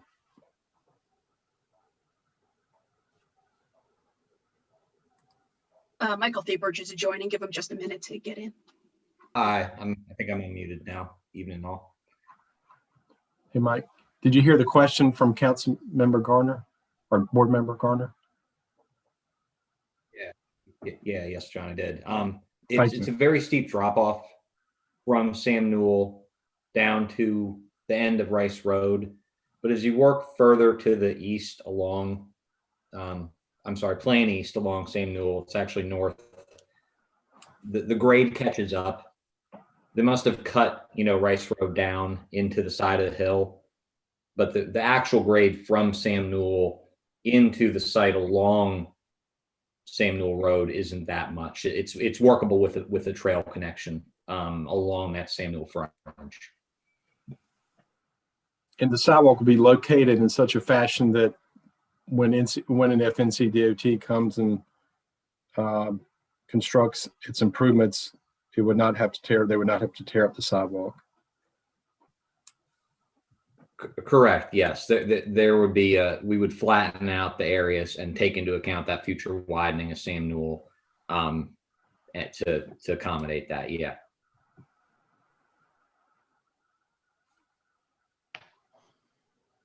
Hope that answers your all questions. Commissioner McCool.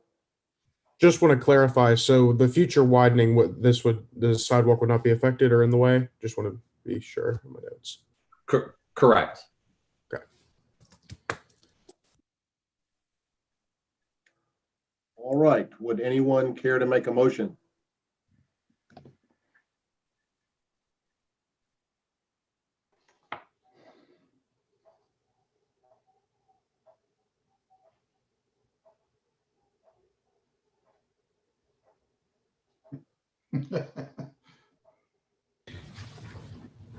Jay, help me, but wouldn't there be two motions, one for the variance and then secondly, the site plan approval?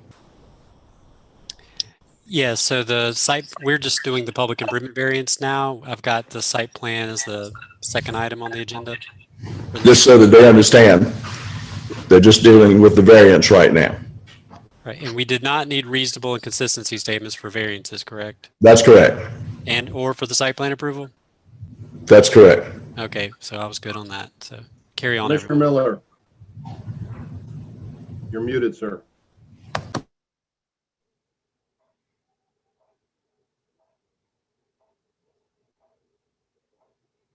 You're still muted, Jim. Okay, sorry, everybody. I'll make a motion that we approve public improvement variance allowing the removal of curb and gutter from Sam Newell Road while requiring the construction of a 10-foot side path along the property frontage. I'll second that motion, property 1935 Rice Road.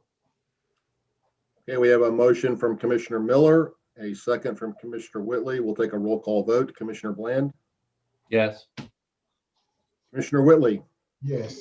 Mayor Pro Tem Garner? Yes. Commissioner McCool? Yes.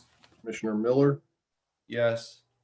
And I vote yes as well, so that passes 6-0, unanimous. So we'll move on to the next item, the actual site plan approval for 1935 Rice Road.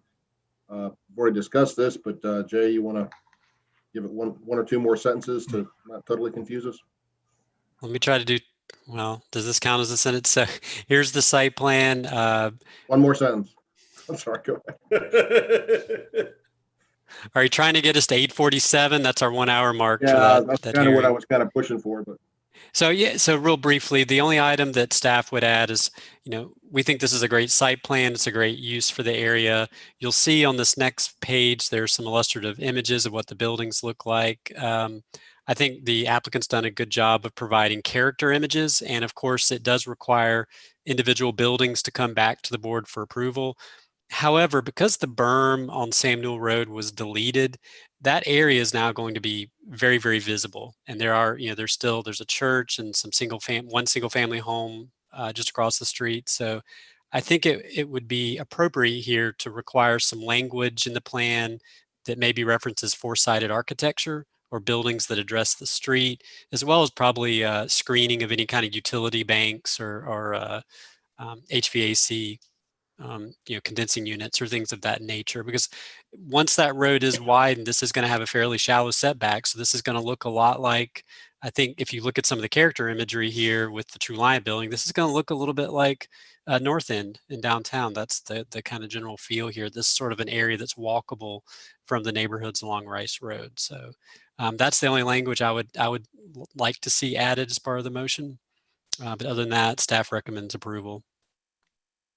Jay, I have a question. Yes, sir. Aside from Sam Newell being widened and a future multi-use path, there's also going to be a flyover there, correct? But that'll realign itself before Northeast Parkway. Yeah, that's accurate. The Sam Newell Road will be a bridge over 74, and the Northeast Parkway will actually be reconfigured to become sort of the through movement up to Sam Newell Road. I know it's hard to show without a map. Okay. But aside from the widening, we also have the realignment due to the bridge being built. Are we taking all that into consideration? We are. I believe the applicant did have an exhibit that had an overlay of the very draft DOT plan here that showed, I believe it was a 4-lane cross section here. And this development, so to answer your question, they have their setbacks established to reserve space for that additional right of way that's needed. Is that correct, Michael? You've laid it out in that manner? Yes, sure. Yes, that's correct. We've looked at their preliminary plans and reflected that in our plans for a right-of-way line. Thank you. Mr. Mayor, Yes, sir. I'd like to make a motion. Okay. I'd like to make a motion approval, site plan approval, 1935 Rice Road, mixed use, with the verbiage that they will have some type of screening facing Rice Road on the end of that project as well. Second. Jay, does that address your concerns adequately? And I would also add four-sided architecture and ensure that I want to hear from John that the applicant's okay with that additional language. We can add a note, Jay, that says that the buildings will have four-sided architecture and any HVAC units and mechanical equipment will be screened from the adjacent public streets. Does that address your concern, Jay? It does. Thank you. Thank you. Second with those additions. Okay. From motion from Commissioner Whitley, a second from Commissioner Miller. We'll take a roll call vote. Commissioner Bland. Yes. Commissioner Whitley. Yes. Mayor Pro Tem Garner. Yes. Commissioner McCool. Yes. Commissioner Miller. Yes. And I vote yes. So that passes unanimously, 6-0. Thank you. Yeah. I think we need to have Commissioner Urban rejoin us now. John, are you there? Thank you, Commissioner Urban. Mr. Urban is back with us unrecused. And I'll now undertake a motion to recess a regular meeting for a public hearing on an application to amend the Unified Development Ordinance and land use map of the town of Matthews. So moved. Motion by Commissioner Whitley. Do we have a second? So moved. Second by Commissioner Miller. Take a roll call vote. Commissioner Bland. Yes. Commissioner Whitley. Yes. Mayor Pro Tem Garner. Yes. Commissioner Miller. Yes.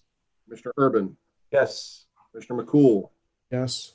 and I vote yes, so that passes unanimously. We will now consider zoning application, stand in public hearing for zoning application 2020-717 Idlewild Senior Living to change the zoning classification from R15 to RICD on that certain property designated as 9832 Idlewild Road and further designated as tax parcel 193-051-18 to accommodate a senior living facility in the RI zoning district.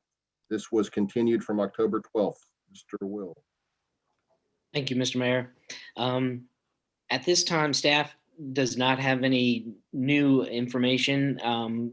The applicant is here and has a presentation that they would like to give. But our action is to hold the continued public hearing in order to receive more public comment. Thank you, Rob. Mr. Mayor, we're here when you're ready. Go ahead. One, thank you for accommodating our schedule. We very much appreciate it. Rob, Jay, I don't know who's driving our slides. We have a presentation. We could probably, Jay, fast forward to about slide 15. Okay, that was a close guess. I was on 14, but okay. Let me pull it up for you. So I think you all hopefully recall the location. I did have some slides that I'd love to go through again about the land use plan. This is one of those occasions where you open the land use plan and it calls exactly for your use. So we think we're quite consistent with that. Understand early this evening, the text amendment was approved. And so now we're here for the site-specific development plan for the rezoning for the independent living facility. Next slide, please. So that goes over a little bit of the text amendment. If you recall in the text amendment, there's a menu of amenities.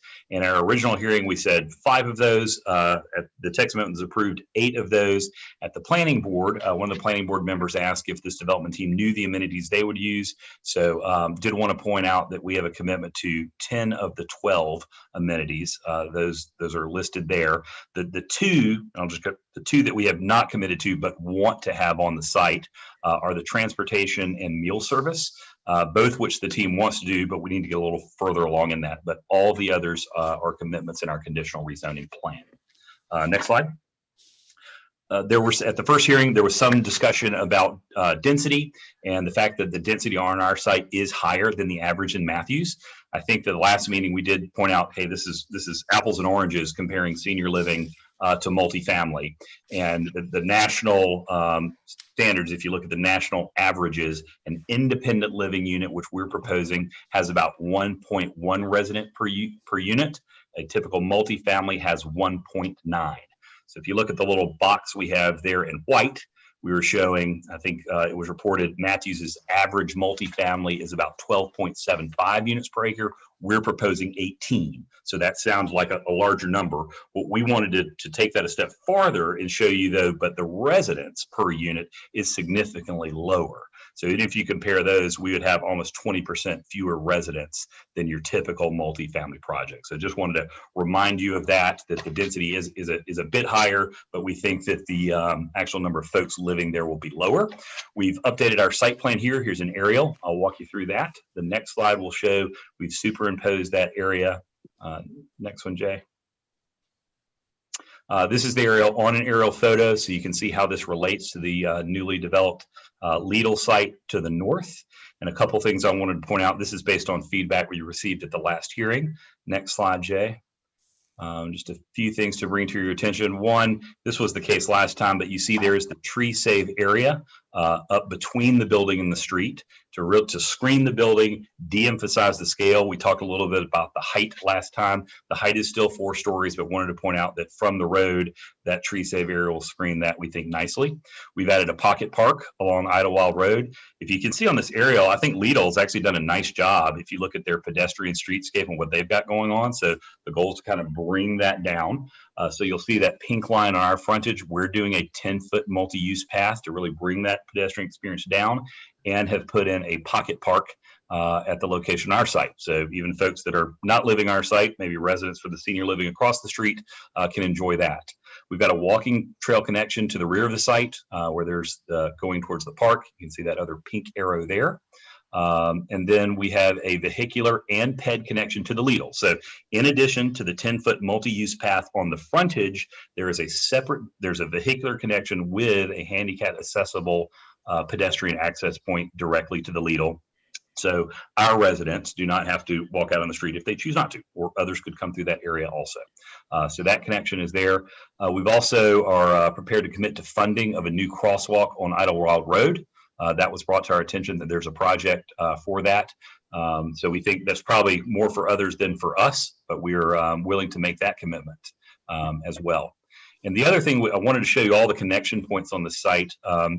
Commissioner Urban did mention, he asked if we could have a connection to the church. So I wanted to point out we have a vehicular connection to the Lidl. Lidl has a driveway to the rear, so that'll create circulation. We did look at our connection to the church. Our engineers at DRG are on the line. They have penciled these out, and the grades make that very difficult to happen. So we are not showing that on our plan. If someone thinks that's a deal breaker, we're happy to go back and talk through that with you, but there's some real topography challenges on those two connection points to the church. And we do want to point out we will still have the vehicular connection to the Lidl, which then has a vehicular connection to the rear of the site where there can be another connection that can provide connectivity to those parcels behind. So just wanted to show you that, that we thought through that, and there's some real challenges. Next slide. Did want to confirm, we talked a little bit about transit service. We did confirm there's transit service. It is an express route just north of the site at the Mentworth Commons. So that's really for commuters, so maybe not daily traveling, but there is transit options in place. Next slide. And then I think the meat of, so those issues were brought up, wanted to let you know how we'd address those. The real question was about the conceptual renderings, wanted to see a little meat on the bone. So since then, the design team has come together, put together some updated renderings for you all to look at. And I'm going to turn it over to Jim Lindsay at this point and let him walk through those. Yeah, good evening. So we have the new updated renderings available and some other architectural in response to some of the architectural questions that came up, and wanted to make something that was uniquely Matthews and appropriate for Matthews. And some of the things that we're excited about are breaking up the building to be to break up the massing. We have different architectural features doing that, and also colors and materials. And but starting at the roof, we have a kind of an articulated roof. You'll see that. Perhaps go to the next slide, and maybe just sort of we'll walk through. Again, the next slide. This is the previous slide was from the rear of the site. This is also another rear view.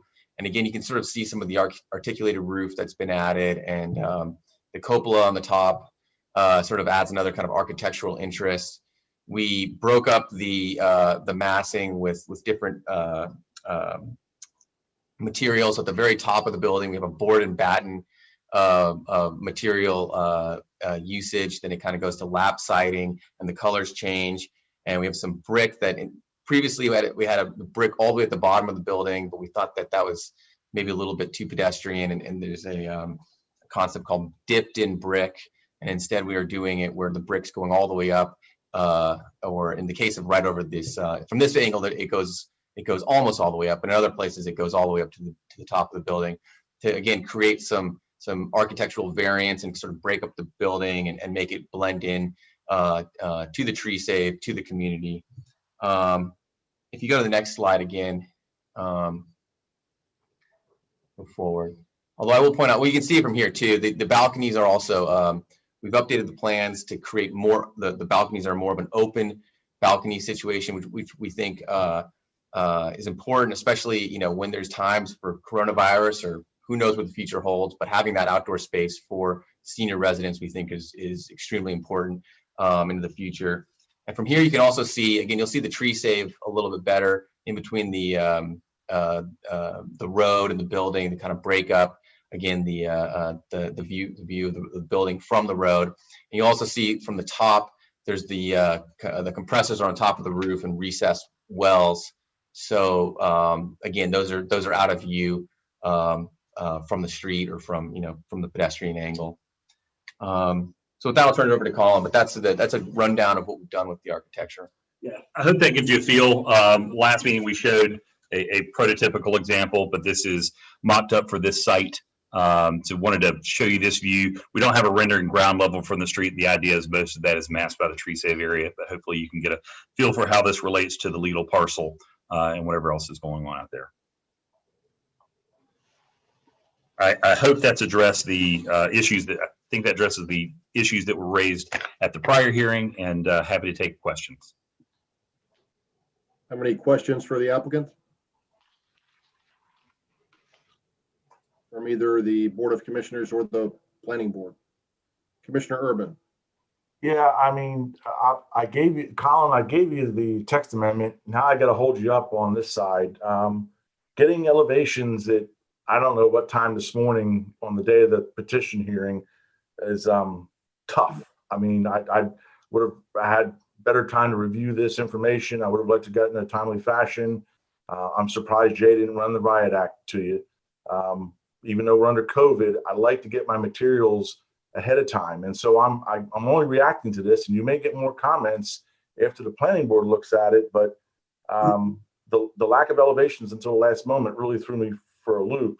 Let's start with the site plan. I think regardless, the pink connection needs to be labeled for future connection. You got to remember that the person on the other side is going to meet you halfway. They could probably do some things topographically to mediate that connection. So I'd rather have something dotted in that says future. And if it's unreasonable, then you go back to the board then, and the board says, yeah, you're right, you can't do it. But I'd rather have it here today, and so we have it for the potential of the future. So that's my item number one. Item number two is there's just a few technical issues here on the design of the building. The are the porches pervious or impervious? They're pervious. Yeah, they'll be pervious on the balcony level. Okay. So it's 5/4 board decking. You could drop a nickel through it. So okay. Yeah. The one thing that I'd have some reservations about, and just pure, it's up to you, but I think that the 4th floor, they need a trellis, an arbor, some type of shade covering, because they're going to get blown away come summertime. And that's going to be a very uninhabitable space to sit out on your deck in a June, July, August in Charlotte. So okay. That's my comment looking at that one particular image. Then when you flipped around to the front side facing Idlewild, well, stop there. Okay. Well, it doesn't matter. Doesn't matter which one. Go back one, Jay. I think you're driving the bus, right? Okay. That roof is extremely long and tedious. It needs to be broken up in some other form or fashion. So Jay, go to your axonometric view or the isometric view, which is the next one. And just looking at how long that facade is with only the porches articulating and breaking it up, I really like you to see if you can't break that scale, that mass up, because that is a really long wall. You've got a really nice multi-use path going by there. And it looks a little foreboding and intimidating to me, but I mean, just the rendering itself, looking at that roof line and all, that's imposing. I know Commissioner McCool had a concern about building height, and I hope you can address the building height now. But you know, I want to realize that down the road, there's going to be more commercial development. We're all going to be 2, 3, maybe even 4 stories across the street. But I still think that there needs to be a better sensitivity to the scale and the mass of this building. It looks extremely long, flat, and unarticulated at this stage in the game. Okay, yeah. To answer your first question on the balconies, the 4th floor balconies, we can investigate and definitely investigate putting some shade on there. When the architect we worked with thought that it would be better architecturally and more appealing visually to see it without that. So I think we can probably add the shade on there as well, given that you know, thinking that through a little bit closer in terms of the temperature in the summertime. Well, but be creative. You can do awnings or something different. But I mean, I wouldn't take that unit up there, that's for sure. But that's your call. No, that's a great comment. And then on the massing of the roof, I mean, we'll take another look at that again. Some of there's a little bit of articulation in the roof that kind of breaks it up, but I think we can, we'll see what we can do. I'm not a trained architect, so I don't have any ideas off the top of my head, but I can have our team look at it a little bit closer. And that's fine, but I mean, if you think about it in brownstones or townhomes, and you have a rhythm or a bay that you can push in and push out to kind of break up that facade and use shade and shadow to your benefit. Otherwise, we had the same problem with Lidl. I mean, it's got a very long facade. It's facing the wrong way, to be frank with you, but they committed to, extensive landscaping, moving the building away from the edge, angling a little bit. So, I mean, there's things you could do. Yeah, definitely. No, we'll take that into consideration and yeah. What's the building height? What is your average height now? Well, to the roof line, it's about 40 feet, maybe 42 feet. And then if it's a 12-foot truss, the midpoint gets you to about 48 feet to the midpoint of the roof. Okay. Are there any other questions? Commissioner McCool? What's the height of the Lidl building? Do we know? At the max, it slopes. I don't know off the top of my head. It's probably close to about a little more than 2 stories at the highest point, and then it slopes down. Yeah, it still kind of goes with my concern. It feels like a really sharp increase in building height right here. I know that in the future there may be other developments that are higher, but at the moment I can see if I was living on the Mitt Hill side in one of those single family homes and there's this huge wall of a building right across the street, I don't know how I particularly feel about that. Yeah. I mean, with the tree save, we think with the tree save, and again, the being it architecturally, and I think once we get there and address some of these concerns to break up the massing, it will not look as imposing as maybe the number sounds, but we'll continue refining the plan to make sure that the massing is broken up and maybe is less imposing. Thank you. Mayor Pro Tem Garner. I'd like to echo what Commissioner McCool just said. I spent some time out there and kind of looking at the property and comparing what this building would be with the Lidl building. And it will be an imposing building no matter how many ins and outs you have in the roof structure. As a building, you need to be, as a builder or developer, you need to be sensitive to the neighbors who live there now while keeping in mind what the future holds for the area and development. And I think a building coming in like that thrust a level of discomfort on the single family homes in the region. And I would be more comfortable with a 3-story building than I would a 4-story.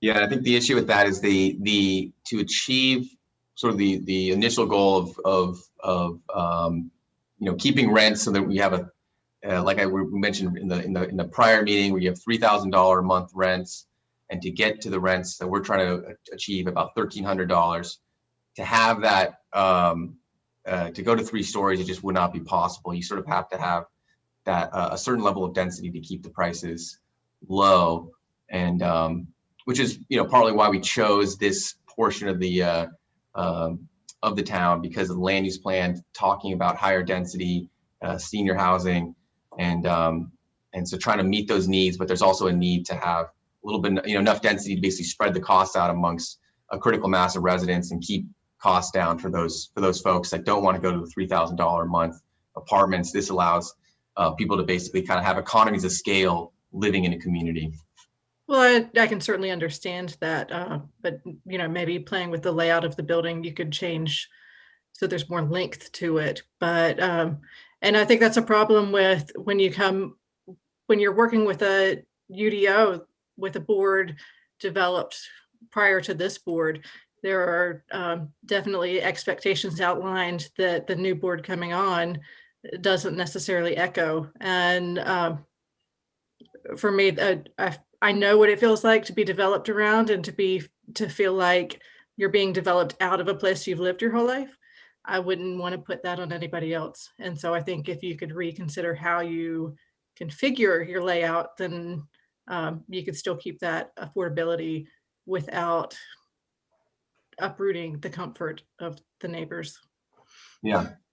But on the flip side as well, this allows for the affordability of people that are in the community to, and one of the things, one of our missions is to keep folks in the community. So there's a give and take, but to be able to have a building like this allows some folks to stay in the community when maybe they would feel like they're getting priced out because housing prices are going up and whatnot. And this allows folks to stay in the community would be another way to look at it. But understand your concerns for sure. I will just say to the mention of the impact on the single family homes across the street.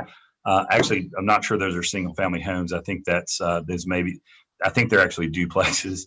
And actually the feedback we've gotten from everyone that's been involved is, I think those are going to redevelop in the future, and they've been actually quite supportive. So I didn't want you to think we're hulking over a traditional single family neighborhood. I think those are all in one parcel, and they're. No, I don't think that, those units are just one portion of an entire region of Matthews. And I'm not one to be prescriptive on the architecture, or former boards have had an emphasis on brick and higher scale materials.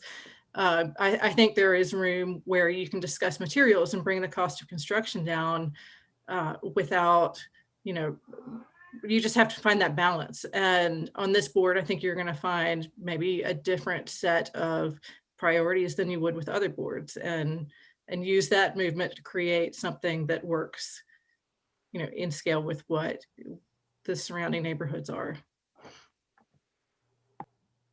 Commissioner Miller, you either want to give me a high five or you've got a question.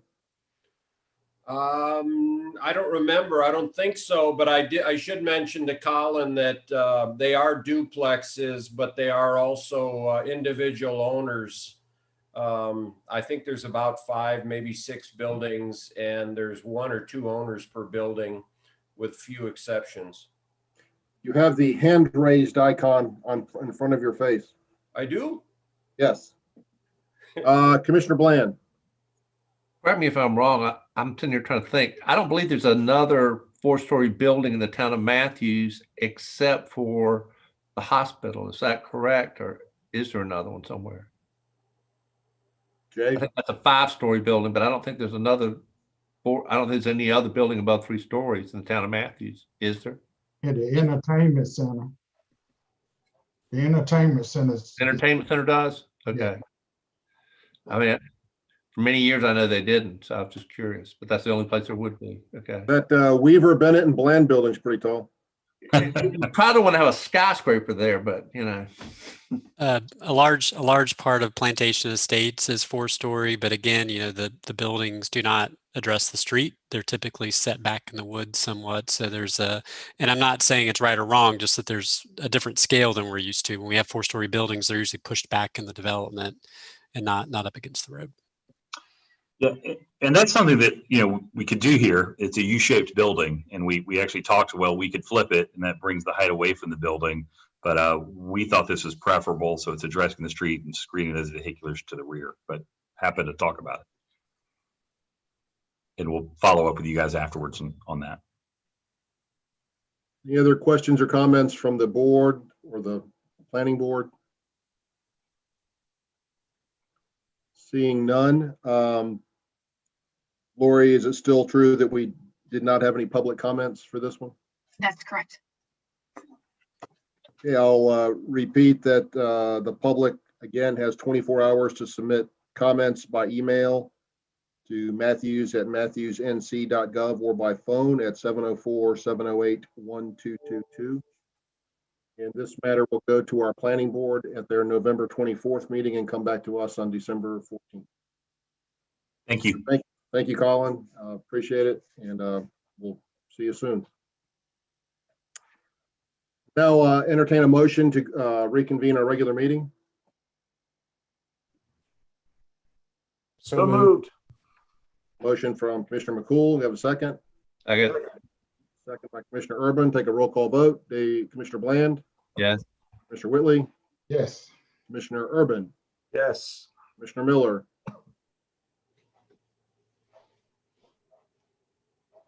Where's Jeff? Commissioner Mayor Pro Tem Garner. Yes. Trying to get rid of the hand. Commissioner McCool. Yes. And I vote yes as well. So that passes unanimously. I'm going to suggest that we take about a 10-minute break and come back at about 9:25. Thank you.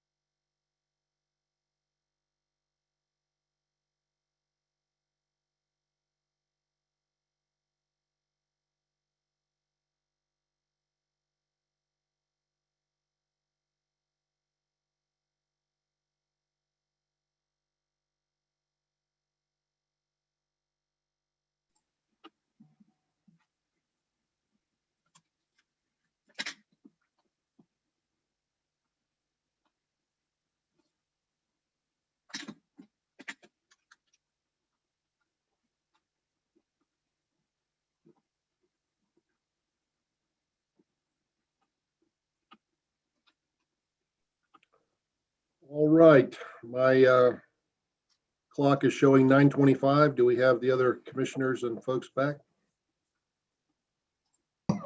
Ready to take a quick nap? Yes. It's been a long day, huh? It's Monday, ain't it? One of our longer meetings. We don't have too much farther to go, I think. Renee, are you online?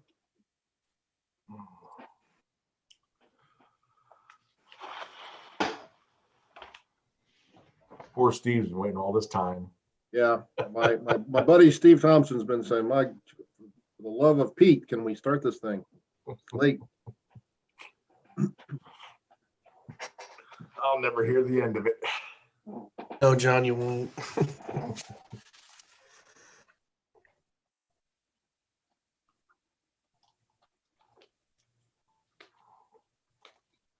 All right, I think we have everybody back, and we'll move on to agenda item number 11, receive a report on Matthews CARES Act funding relief program from our Economic Development Advisory Committee Chair, Steve Thompson. Thank you for hanging on so late, Steve, and go ahead. The floor is yours, sir. It's an absolute pleasure, and I will be brief. Thank you, Mr. Mayor and Town Commissioners.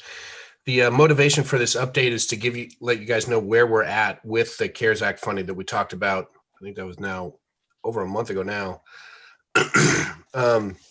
We did have 28 applications to what we were calling round one. Of that, we funded 12 applications. 5 of those were nonprofits. The total funds distributed were $93,459.72. That's out of, if you'll recall, out of 300,000. Of that 93,000, 42,201 were for nonprofits. What we're doing now is we're in the middle of a phase 2. We've gone out to market, as it were, advertising that phase 2 is open. The one main difference between phase 1 and phase 2 is we now have approval from the county to allow for payroll, as long as it wasn't part of the payroll as part of the PPP, as well as rent and or mortgage, as long as that's not, again, that it wasn't covered already by another CARES Act. Phase 2 ends next Monday, the 16th at noon. And thanks to the Red Brick Partnership, who has supported us, has supported EDAC in getting, paying for mailers, going out to everybody, as well as we have advertisements in the Matthews Mid-Hill Weekly that will go out again this week, in this week's Mid-Hill Weekly.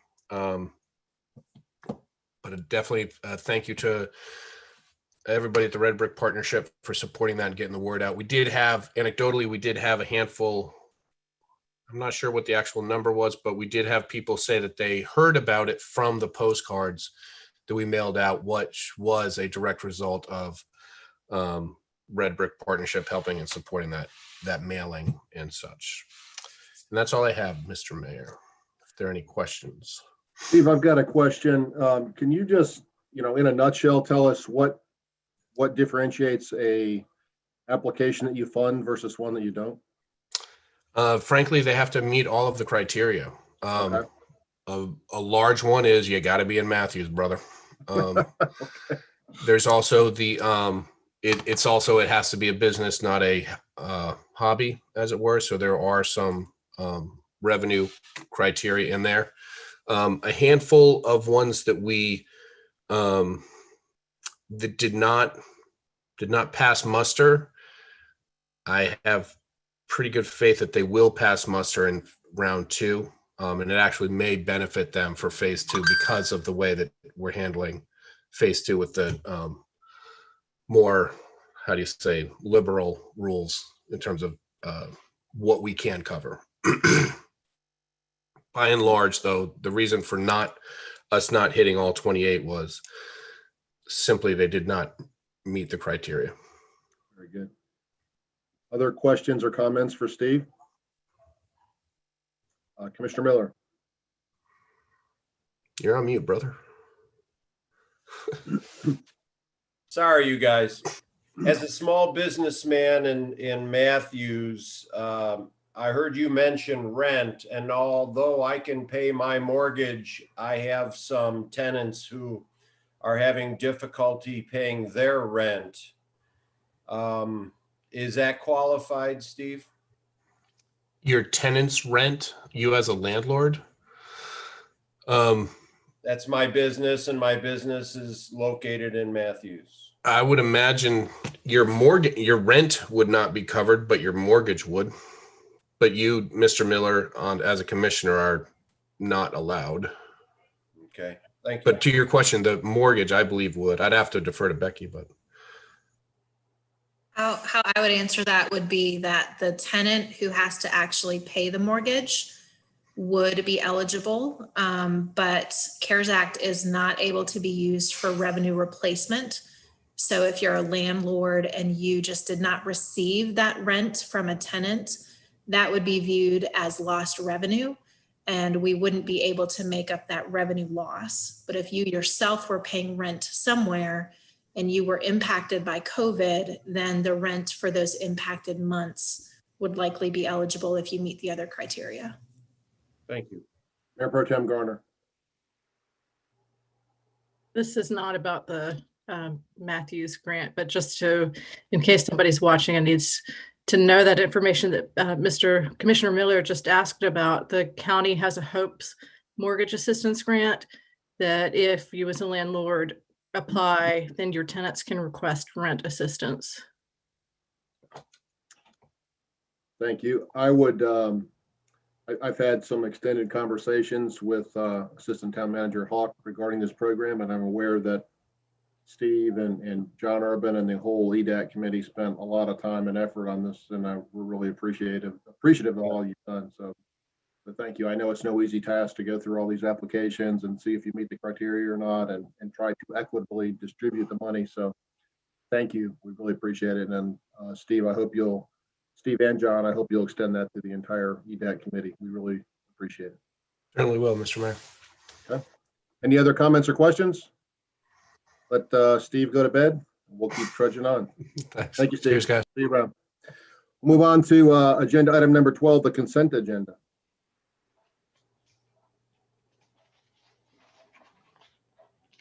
Would entertain a motion to approve the consent agenda. I'll make that motion that we approve consent agenda number 12A through D 1, 2, and 3. Thank you, Commissioner Whitley. We have a second by Commissioner Bland. We'll take a roll call vote. Commissioner Bland? Yes. Commissioner Whitley? Yes. Commissioner Miller? Yes. Commissioner Urban? Yes. Commissioner McCool? Yes. Mayor Pro Tem Garner? Yes. And I vote yes as well. So the consent agenda passes unanimously. We'll move on to new business. Item 13A, receive the Silver Line alignment recommendation from the Silver Line Task Force. And this is another group of our citizens that are key stakeholders, and many of them multitasking because they're also members of our planning board and other committees. So we're really appreciative of this group. We'll receive an update from the chair, Bill Stevens. Go ahead, Bill. Good evening, Mayor. Good evening, Mayor Pro Tem and Matthews Board of Commissioner and the citizens of Matthews. Thanks for having us. This has been a real honor and a privilege to serve as chairman of this board of the Silver Line Task Force for Matthews. We were made up of initially 15. It reduced to 14 when one moved. We were made up of Jana, Natasha, Carrie, myself, Chris Hoff, Lou, Lynn, Jennifer, Fred, Jim, David, Wyatt, Scott, and Bo. And I hope nobody's bothered. I didn't mention the last names because I hate it when I mispronounce names. Next slide. So what did we do? What was the purpose of the Silver Line Task Force? Generally speaking, we were assembled as a task force for the town of Matthews to make a recommendation back to the town board of a Silver Line alignment. So the obvious question is, in following the way that the Silver Line light rail has been discussed over the last really 4 years, but even going a lot further back than that, why couldn't we just continue with the 2016 adopted locally preferred alternative? So as with any of these development projects, acronyms are a big deal, and LPA is the acronym of the day here, okay? Or at least of the hour. So CATS reopened the current LPA to be redefined and revisited for a number of reasons, including, and certainly not excluding, and only these 5 things, but engineering, anticipated costs of the LPA through Matthews, changes in the corridor, additional coordination with land use projects, and lessons learned from the Blue Line. And so this was an opportunity for us as the town to revisit what were the options for us in bringing the Silver Line into and through Matthews. Next slide. So who were we? Who are we? We're all still here. Like I said, 15 members appointed by the mayor, 14 in the end. We consistently had on our virtual meetings 10 or 11 members attending. We started in June and ended just last week. And just last week, we had several motions where we voted on the routes for the Silver Line coming into and through Matthews. 11 members voted. We had 5 motions. We have 4 motions that were voted upon. 2 motions were approved unanimously, and 1 motion was approved with a majority, but there were some very notable dissensions among that 1 motion that we're going to talk about later on. And of course, the help that we got from Dana and Shana and Jay from the town staff, and Jenna and Andy Mock from CATS, we couldn't have done it without them. All right, so what did we do? We had 10 virtual meetings, June through November. We had 2 field trips, one of the Blue Line tour. We actually had a private car that we toured the Blue Line on. We did a downtown walking tour. We had 2 surveys, and we tried to flesh out a little bit of information among the task force members. What did we value in terms of light rail and mass transit? And what alignment was our preference? Of the map that was presented to us from CATS, we had to make some choices, and that's what we're bringing to you here tonight. Next slide. So we had virtual meetings, like I said before, and as you are well familiar with Zoom, Jay and Jenna and Andy and Dana, they presented to us lots of details about how things were aligned, the engineering details of the Silver Line coming into Matthews, whether it was going underground or above ground or required a road crossing, many details. So the Zoom platform, I think, served us well in a lot of contexts. In other ways, in the presentation way, being able to dig into the specifics on the computer, I thought it was helpful to me. It was hard, though, for some of us to really get a gauge of where we were. How do we come up to a point at which we can have a consensus vote, a majority vote, or a unanimous vote on anything? One of my fears going into it, and I had a conversation back during the summer with the mayor and with the town manager. One of my apprehensions was that we had 15 people on the committee, on the task force, and I was anticipating we'd come away with 16 opinions about what to do. So that made it challenging. Okay, next slide. So what do we have to work with? One of the suggestions to help mitigate some of that risk of coming out with 16 or more opinions on what to do, the town prepared some maps for us, which they sent to us or emailed to us on request. Next slide. And we had a dedicated ride along on the Blue Line tour. Andy Mock, the CATS engineer in charge of the project, he somehow managed to provision our own private car on the Blue Line. And we started out kind of up near the hospital university area on Tryon Street and rode down to the south end and came back. And we discussed things like transit-oriented development and how the street crossings would work, the noise impacts, what would be the difference if the Silver Line was elevated versus at grade versus underground, some of the construction details, why would we want cats to be tearing up our roads, and what would it look like? How would it feel? That, and some of those details. Obviously, a lot of this is best judgment, right? And we have to try to understand and predict and understand the impacts of the development of the Silver Line, and and once it's complete, what would be the impact to the town of Matthews of the Silver Line? So we took, and I got to say, the people that were engaged in the process that really helped us out in making these decisions. There were a lot of opinions. There were a lot of ideas tossed out. I was very impressed with the quality of people that we had on the task force, and I'm grateful to have been a part of it. I think that we had a top-notch group of people that had a lot of thought and a lot of vested interest in what we did for the Silver Line Task Force. So big shout out. I know a lot of them are on the phone now or on the Zoom call. I was very impressed. There was not a single opinion that was voiced that I thought was poorly formed. In fact, if any of them, I was critical of my own opinions. I think I was impressed with the group of people. We'll just leave it at that. Okay, next slide.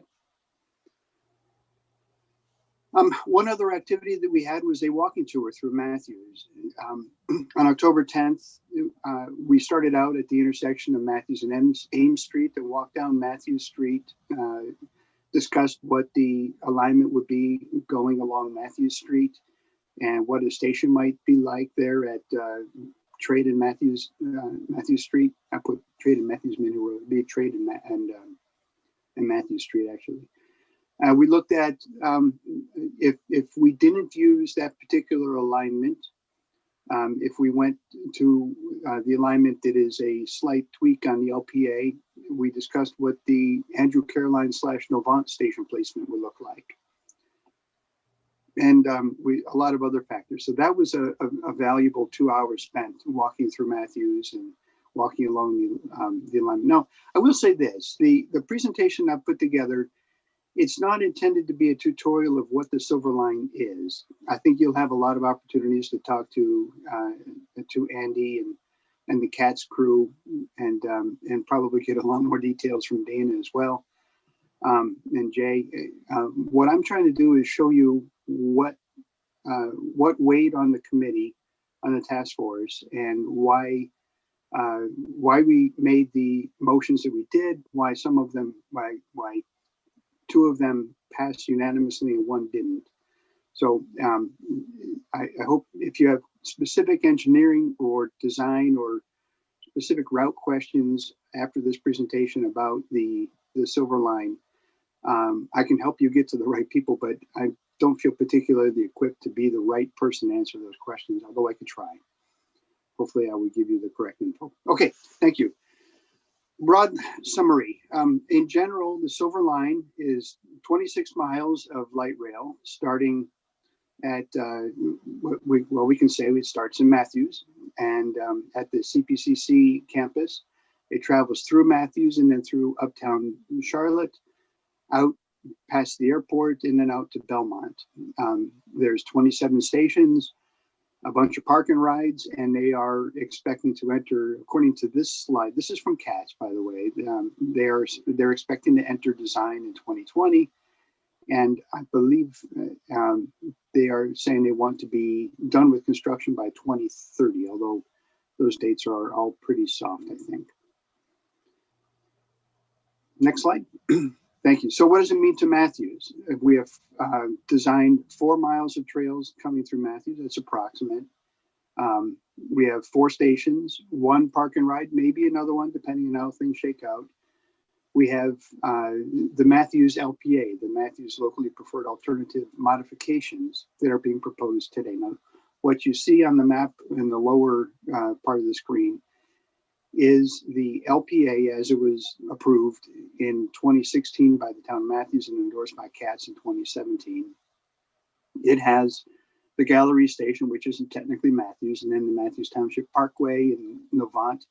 This alignment brings the rail right through the Novant campus, and then down towards along Matthews Mint Hill Road down to the Sportsplex, and then out under 485 to the CPCC Levine campus. Okay, next slide. So the biggest conversation that we had was about the modified LPA and the redesigned route going along Matthews Street through town. So the next two slides are trying to introduce this difference between what we're calling the modified LPA and the other route going through town. We'll get to that in a minute. This modified LPA, the majority of what it does is it moves the light rail station from the Novant campus to just off the Novant campus, just to the southeast side of the parking area for Novant.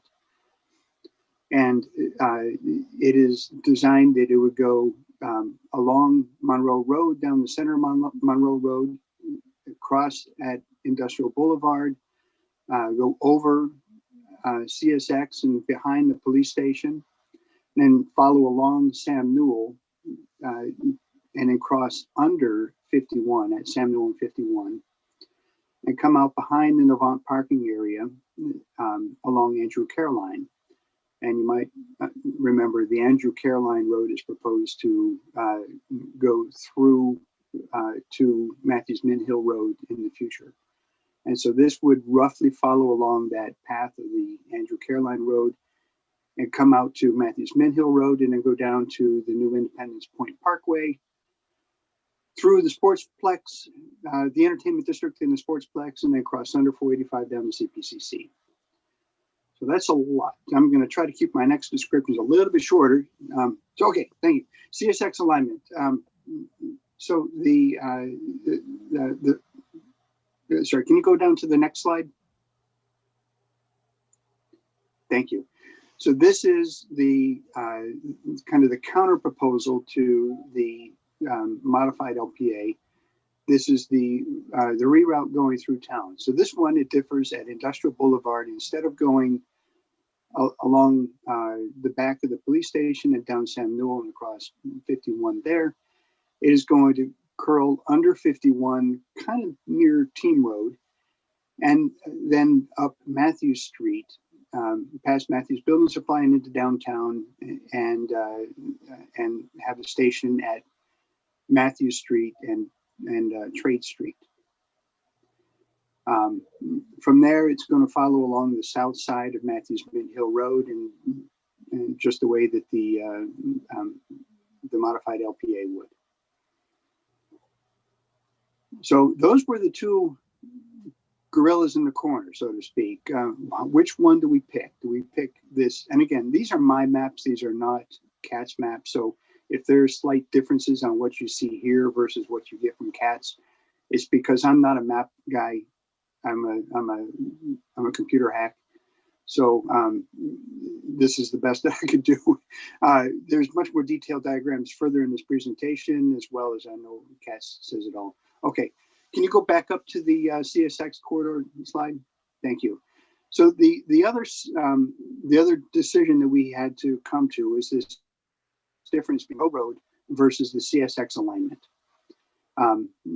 One of the proposed routes was to, instead of go along Monroe Road, we talked about aligning the rail along the CSX rail line and down into Matthews, similar to the Matthews Street alignment. Okay, forward to. All right, so in summary, we had basically 3 points of interest. We had the Monroe Road versus CSX. We had what are we going to do with downtown?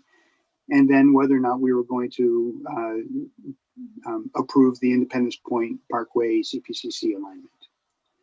So what do we do? Next. Okay, so this is just a little more detail. Actually, there's a lot more detail. You can see very clearly here from CATS. This is a CATS map, not my map. It's going down the middle of Monroe and turning into Independence Point Parkway. And the blue line is along the CSX rail. Next slide. Now, here's more detail. We get the two different alignments coming through town. This is the bulk of the discussions, the bulk of the interest, the bulk of the passion from the task force. The yellow line is the modified LPA. You can see that the red dot just barely to the right of the Sam Newell words there is the station that would represent the Novant campus. Obviously, it'd be bigger than just a dot. In that case, it'd be longer, but you get the idea. And then the green line represents the reroute option coming under NC 51, and then along Matthews Street and ending up with the station at Matthews and Trade, and then down Matthews Mint Hill Road. Next slide.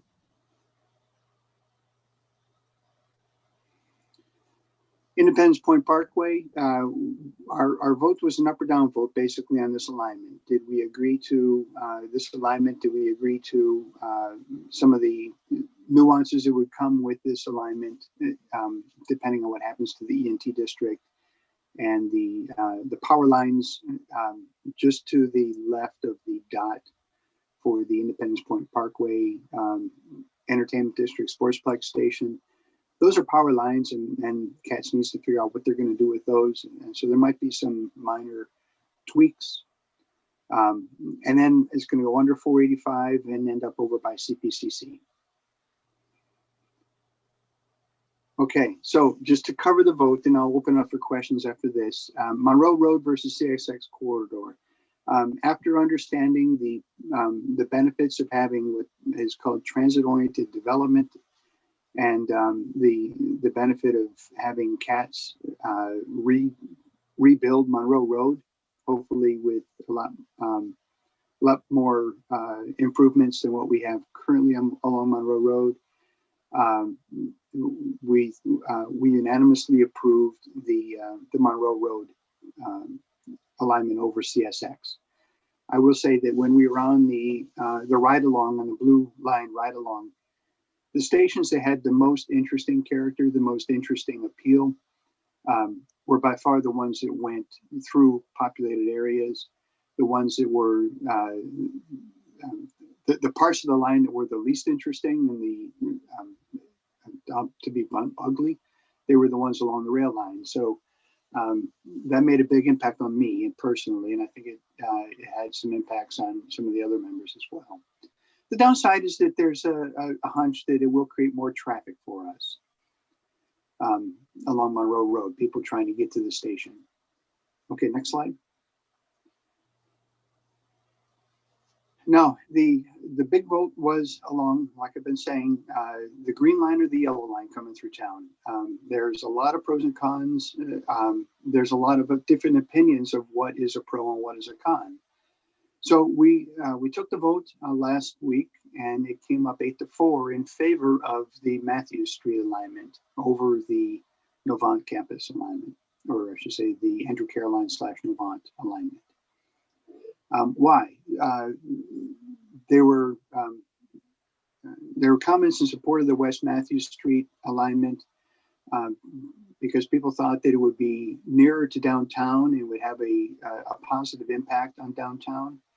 It would encourage changes to the downtown landscape for development and redevelopment, similar to what's happened along the Blue Line in a lot of the areas, such as South Boulevard and Tryon Street. The station would be located in a spot that would really encourage walk-up ridership and be better integrated into the town of Matthews. The thinking is that the station by Andrew Caroline and Novant is just a few steps too far to be comfortably integrated into Matthews. This was not a universal. These were the comments in support of this alignment. The one thing that weighs on CATS heavily is how are they going to pay for all of this? And the West Matthews Street green line in this case would be less expensive than the Andrew Caroline station. And the thinking is that they would be better positioned to get the government grants they would need to complete the light rail. And lastly, it makes the town more walkable and will push automobile traffic around Matthews instead of coming through Matthews. And again, these are comments that we received in support of that alignment, not necessarily universally held. Okay, so why did 4 people vote against it? And honestly, it was a tough vote. And I think if I can say one thing about this group is I think we had a lot of respect for each other. I don't think anybody was, at least in my opinion, I don't think anybody was talking down or had bad things to say about the other people because they had one position or another. It was all very accepting and very well thought out. So why 8-4 and not the other way around? The comments in opposition to the West Matthews Street alignment are traffic impacts. Every 8 minutes, 6 to 7 times an hour, a train would pass through, and to some extent would impact traffic. And the thinking on how much that impact would be, it depends on how you analyze it, whether you take into account the stoplight there that's already there, and exactly how much impact it would be. Parking, obviously the downtown station would be likely a walk-up station, no parking immediately built by it, although that wasn't our focus. They were just hypothetically proposing that it wouldn't be a station with a lot of parking right built into it. It'd be a walk-up station. So that means that people would park elsewhere in town and possibly put a strain on the parking throughout the town of Matthews. Some people thought that there would be pedestrian impacts, that some people would be wanting to walk that part of the road or along Matthews Street, and they might be impacted by the train. And there were some comments about instead of going underground at Sam Newell and 51, that the town board should consider a bridge over 51 instead of tunneling under 51. And that was, again, hypothetical, but pretty good idea from Katz is that would be more cost competitive than going under. And then there's a bunch of other considerations there, noise and the visual impacts of a bridge through Matthews. But anyway, that was a good comment, I thought, about a potential solution to the high cost of going underground. And there were some suggestions made that there simply wasn't enough information on November 4th for us to conclusively make a suggestion. And one way that we could have more information to make a better informed decision would be to have a traffic impact analysis before actually making the decision, Andrew Caroline / Novant versus the downtown alignment. And some members strongly, sorry, can you go back just for 1 second? Some members strongly preferred the Andrew Caroline alignment to avoid the impacts of downtown, just like some people thought that the transit-oriented development opportunities in town would be a positive. Some people think it's a negative, and I completely understand that. It would be an impact. One of the members during, or I should say, after our Blue Line tour, he made the statement: if you like the way Matthews is, then understand that the light rail is going to change that. And so if we go with this comment, I'm going to paraphrase it a little bit. If we go with the downtown Matthews alignment, there will be changes. It will change the character of downtown. And the question is, will that be beyond what is currently a treasured, beyond what we want as a treasured asset? Okay, next slide. And the last thing that we voted on was the alignment for the entertainment district and the sportsplex going down to CPCC. And we unanimously voted in favor of the alignment as designed. All right. I made it. I didn't make it a 3-hour presentation. Okay, questions, comments? Great job, Bill. Well, thank you.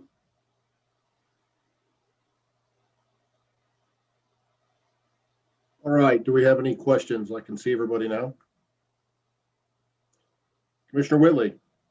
Bill, did I hear you, were the plans planning on going over 485 or under 485? Under.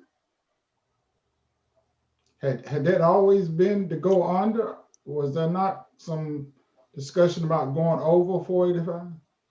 That's my understanding. It's always been under. Although that would be a Cat's question. Can I clarify? I'll just say they're going under 51. They're going over 485. Oh, sorry. Depending on the alignment, I should say 51. They're going under 51 if, well, I guess in both scenarios, under 51 at West Matthew Street. So it's a little higher. The current 51 is higher, and so they could sort of tunnel under it. But under at the trade and 51 and Sam Newell, they would have to trench it. And I don't want to get, I'll try to answer some questions, but I don't want to get in the weeds because we really want Katz at our special meeting to answer all of these great detailed questions that I'm sure you guys have. So thanks, Dana. That was an important correction. Thank you.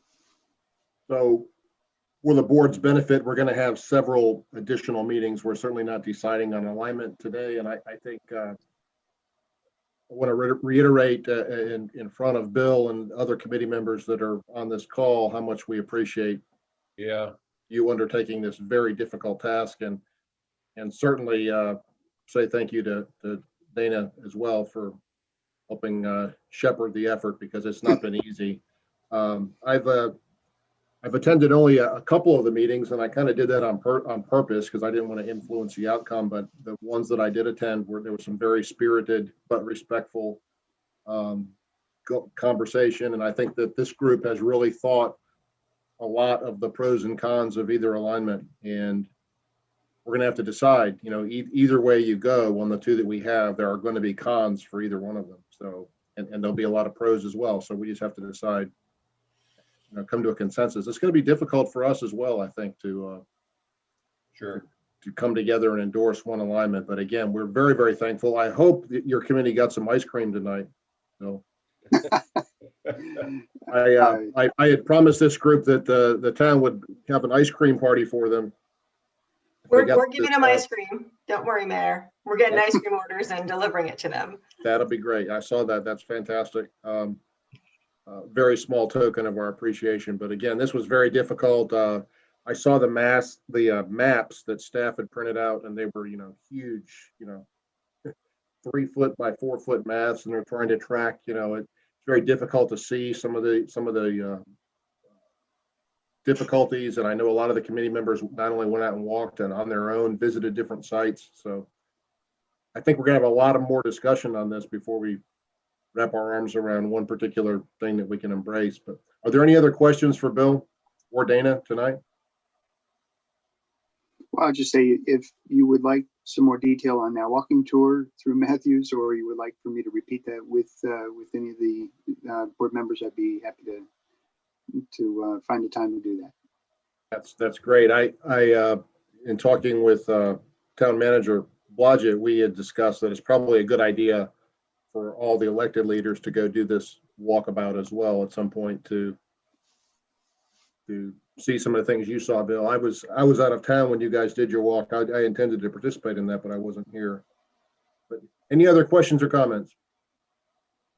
All right, great job, Bill. We'll be talking to you soon. Thank you very much that was a very good presentation. Thank you. Yeah, well, thank you. Thank you. All right, so we've got some important decisions to make in the not too distant future, so stay tuned. I'd like to go on to 13B, and I mentioned this at the top of our meeting, the possible renaming of Stumptown Park.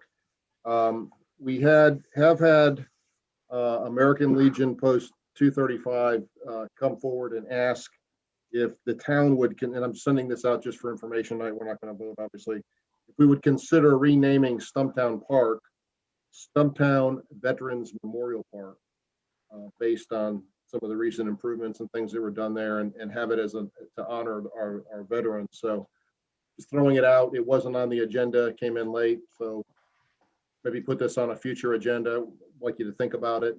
As Hazen and I discussed this afternoon, Stumptown kind of sends a mixed message in and of itself.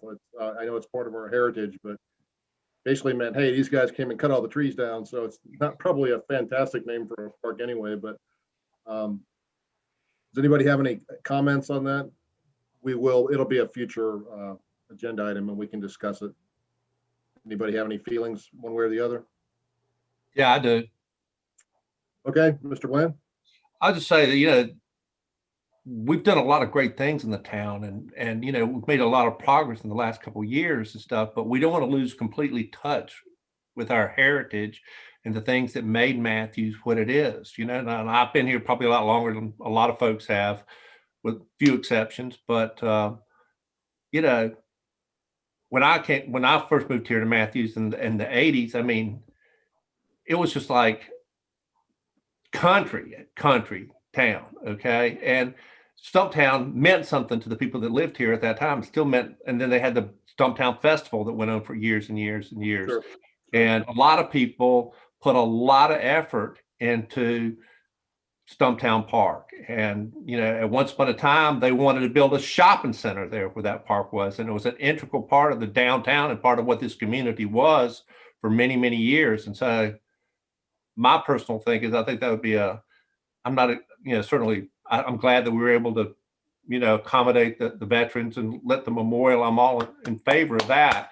But I don't think they should trample over what a lot of other people did for many, many years before they got involved in doing that. So I would be opposed to it, but that's just one voice. Again, the request is not to eliminate Stumptown. It was to rename it Stumptown Veterans Memorial Park, to add the words Veterans Memorial. Oh, well, that's not what you said. Okay. Well, let me rephrase that. It's not to eliminate the difference. Just to add the two words in between Stumptown and Park. Add Veterans Memorial. That's fine. I have no problem with that. That's a totally different thing. That was my fault. I didn't communicate that very well. But yeah, it's not to eliminate Stumptown. The president's words do matter. The mayor's do too. I'm not going to comment on it. All right. We'll move on to the mayor's report. I'll try to be brief. I know it's been a long meeting. We have a few items. The first I'd like to mention is this afternoon, the Matthews Rotarians had an event where they honored veterans in honor of Veterans Day, where they gave Chick-fil-A lunches out to veterans. Hazen, do you recall how many people showed up today? The veterans is about 60, I think, or 70, something like that. Maybe more. I never heard, Mayor. I never heard the number. It was, you know, traditionally they had over 200 in the room, and, you know, maybe 75. That's a guess, though. This is a really nice thing the Rotary Club did. They had myself and the mayor of Mint Hill there, and a lot of the Rotarians were there. Paul Bailey was there handing the lunches out, and it was, I think the veterans really enjoyed as they pulled up, their names were announced and what service they participated in. So a really nice gesture for them. I think they really enjoyed it. So that was a nice thing that happened today. I also wanted to mention that a second grade teacher at Matthews Elementary, Jenny Letchworth, who Mayor Pro Tem Garner's son is in her class, they wrote letters to the mayor as a class project, and it was like being on 60 Minutes. I mean, these questions these second graders are coming up with is, hey, how come you don't fix the holes in the road? And I think we need a skating rink. Why don't we have a skating rink? And why don't we have a water park? But it was really good. I responded to them. It was a lot of fun, but it's really kind of neat to see what 8 and 9-year-olds are thinking about. But that was a very, very enjoyable exercise where I responded to their questions. Speaking of Veterans Day, I would like to just say that Veterans Day is upon us, and I'd like to take a few minutes tonight to honor our nation's veterans. Of course, on Veterans Day, which is November 11th, we honor all those who have served in the military, as well as the families that support them. And for their bravery and their sacrifice, both at home and abroad, our servicemen and women deserve our support, respect, and gratitude. I also want to thank the Military Veterans Advisory Committee, MVAC, for their service and great work advising the town board on matters related to veterans. And, you know, I've often told that group, if you've looked at their minutes, you can tell they're a military organization or they've served in the military, because they're probably our most organized advisory committee. We are fortunate here in Matthews to have an active American Legion Post 235, the Hooks War Post, led by Commander Mark DeFano, and Post 235 is spearheading a community-wide effort to restore the Matthews Veterans Memorial at Stumptown Park. And phase 2 was recently completed. If you've been by there, it looks really nice. They have a few more monuments that they have to finish up, but it's really, really nice. Flags are up. I talked to Mr. Tofano, and he said that during the next few months, we're going to have contests to complete the murals. They have the walls up for the murals. Everything's looking really nice out there. We will be holding our annual Veterans Day ceremony on Wednesday at 11 a.m. at Stumptown Park. And if it's at all possible for you to attend, it would be great if you could. Please invite any veterans that you know and your family or friends. Please also wear a mask and practice social distancing. We want to celebrate our veterans. We don't want anybody to get sick. So please do that. I think there's plenty of room at Stumptown Park, so that shouldn't be an issue. And one final thing I want to mention tonight is we lost a real giant of someone that contributed to our community in Miss Iris DeVore, who passed away on November 3rd. Many of you knew her. I didn't know her well. I met her a few times. Very nice lady, very, very involved in our community. She and her husband, Fred, moved to Matthews in 1965, raised their 3 children here. She was involved with her church, which is the church I attend, Matthews United Methodist. She started the church library there and was on the construction committee that helped design and build the current church campus, which is very beautiful. In 1972, she founded the Happy Times Club, program dedicated to providing social and emotional venues for seniors to socialize. And in 1975, she established the Melody Makers Senior Choir, who visited older and disabled adults to sing and offer words of encouragement. And for those of you that have been around here for a while, when you hear about clubs like the Happy Times Club and the Melody Makers, I think it brings back some good memories of the history of Matthews. 1977, she co-founded a program that would eventually become the Matthews Help Center, perhaps her greatest legacy to the town. Of course, the Help Center provides crisis assistance to those in the Matthews community that need it. She was a charter member of the Matthews Human Services Council, a collaborative group of nonprofit organizations serving the greater Matthews community. And in 1999, at age 70, she started advocating for a building dedicated specifically to seniors. And in 2006, that dream became a reality with the Levine Senior Center. The road to that center was named DeVore Lane in her honor. And she's received numerous accolades over the years, recognizing her service to the community. Huge long list. She's won about every award you can win, and all well deserved.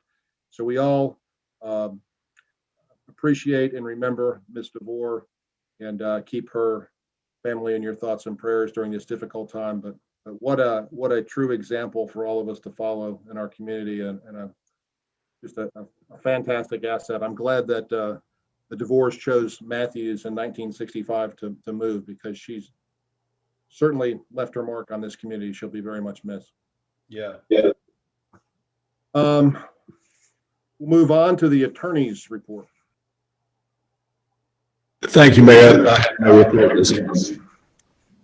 Now the town manager's report. You said you have. The only thing I want to remind everybody is tomorrow we'll have the second 21-day racial equity challenge. I hope everybody's been kind of following day by day. It's not super time consuming, but it is very enlightening. So we'll have session number 2 at 6:30 tomorrow.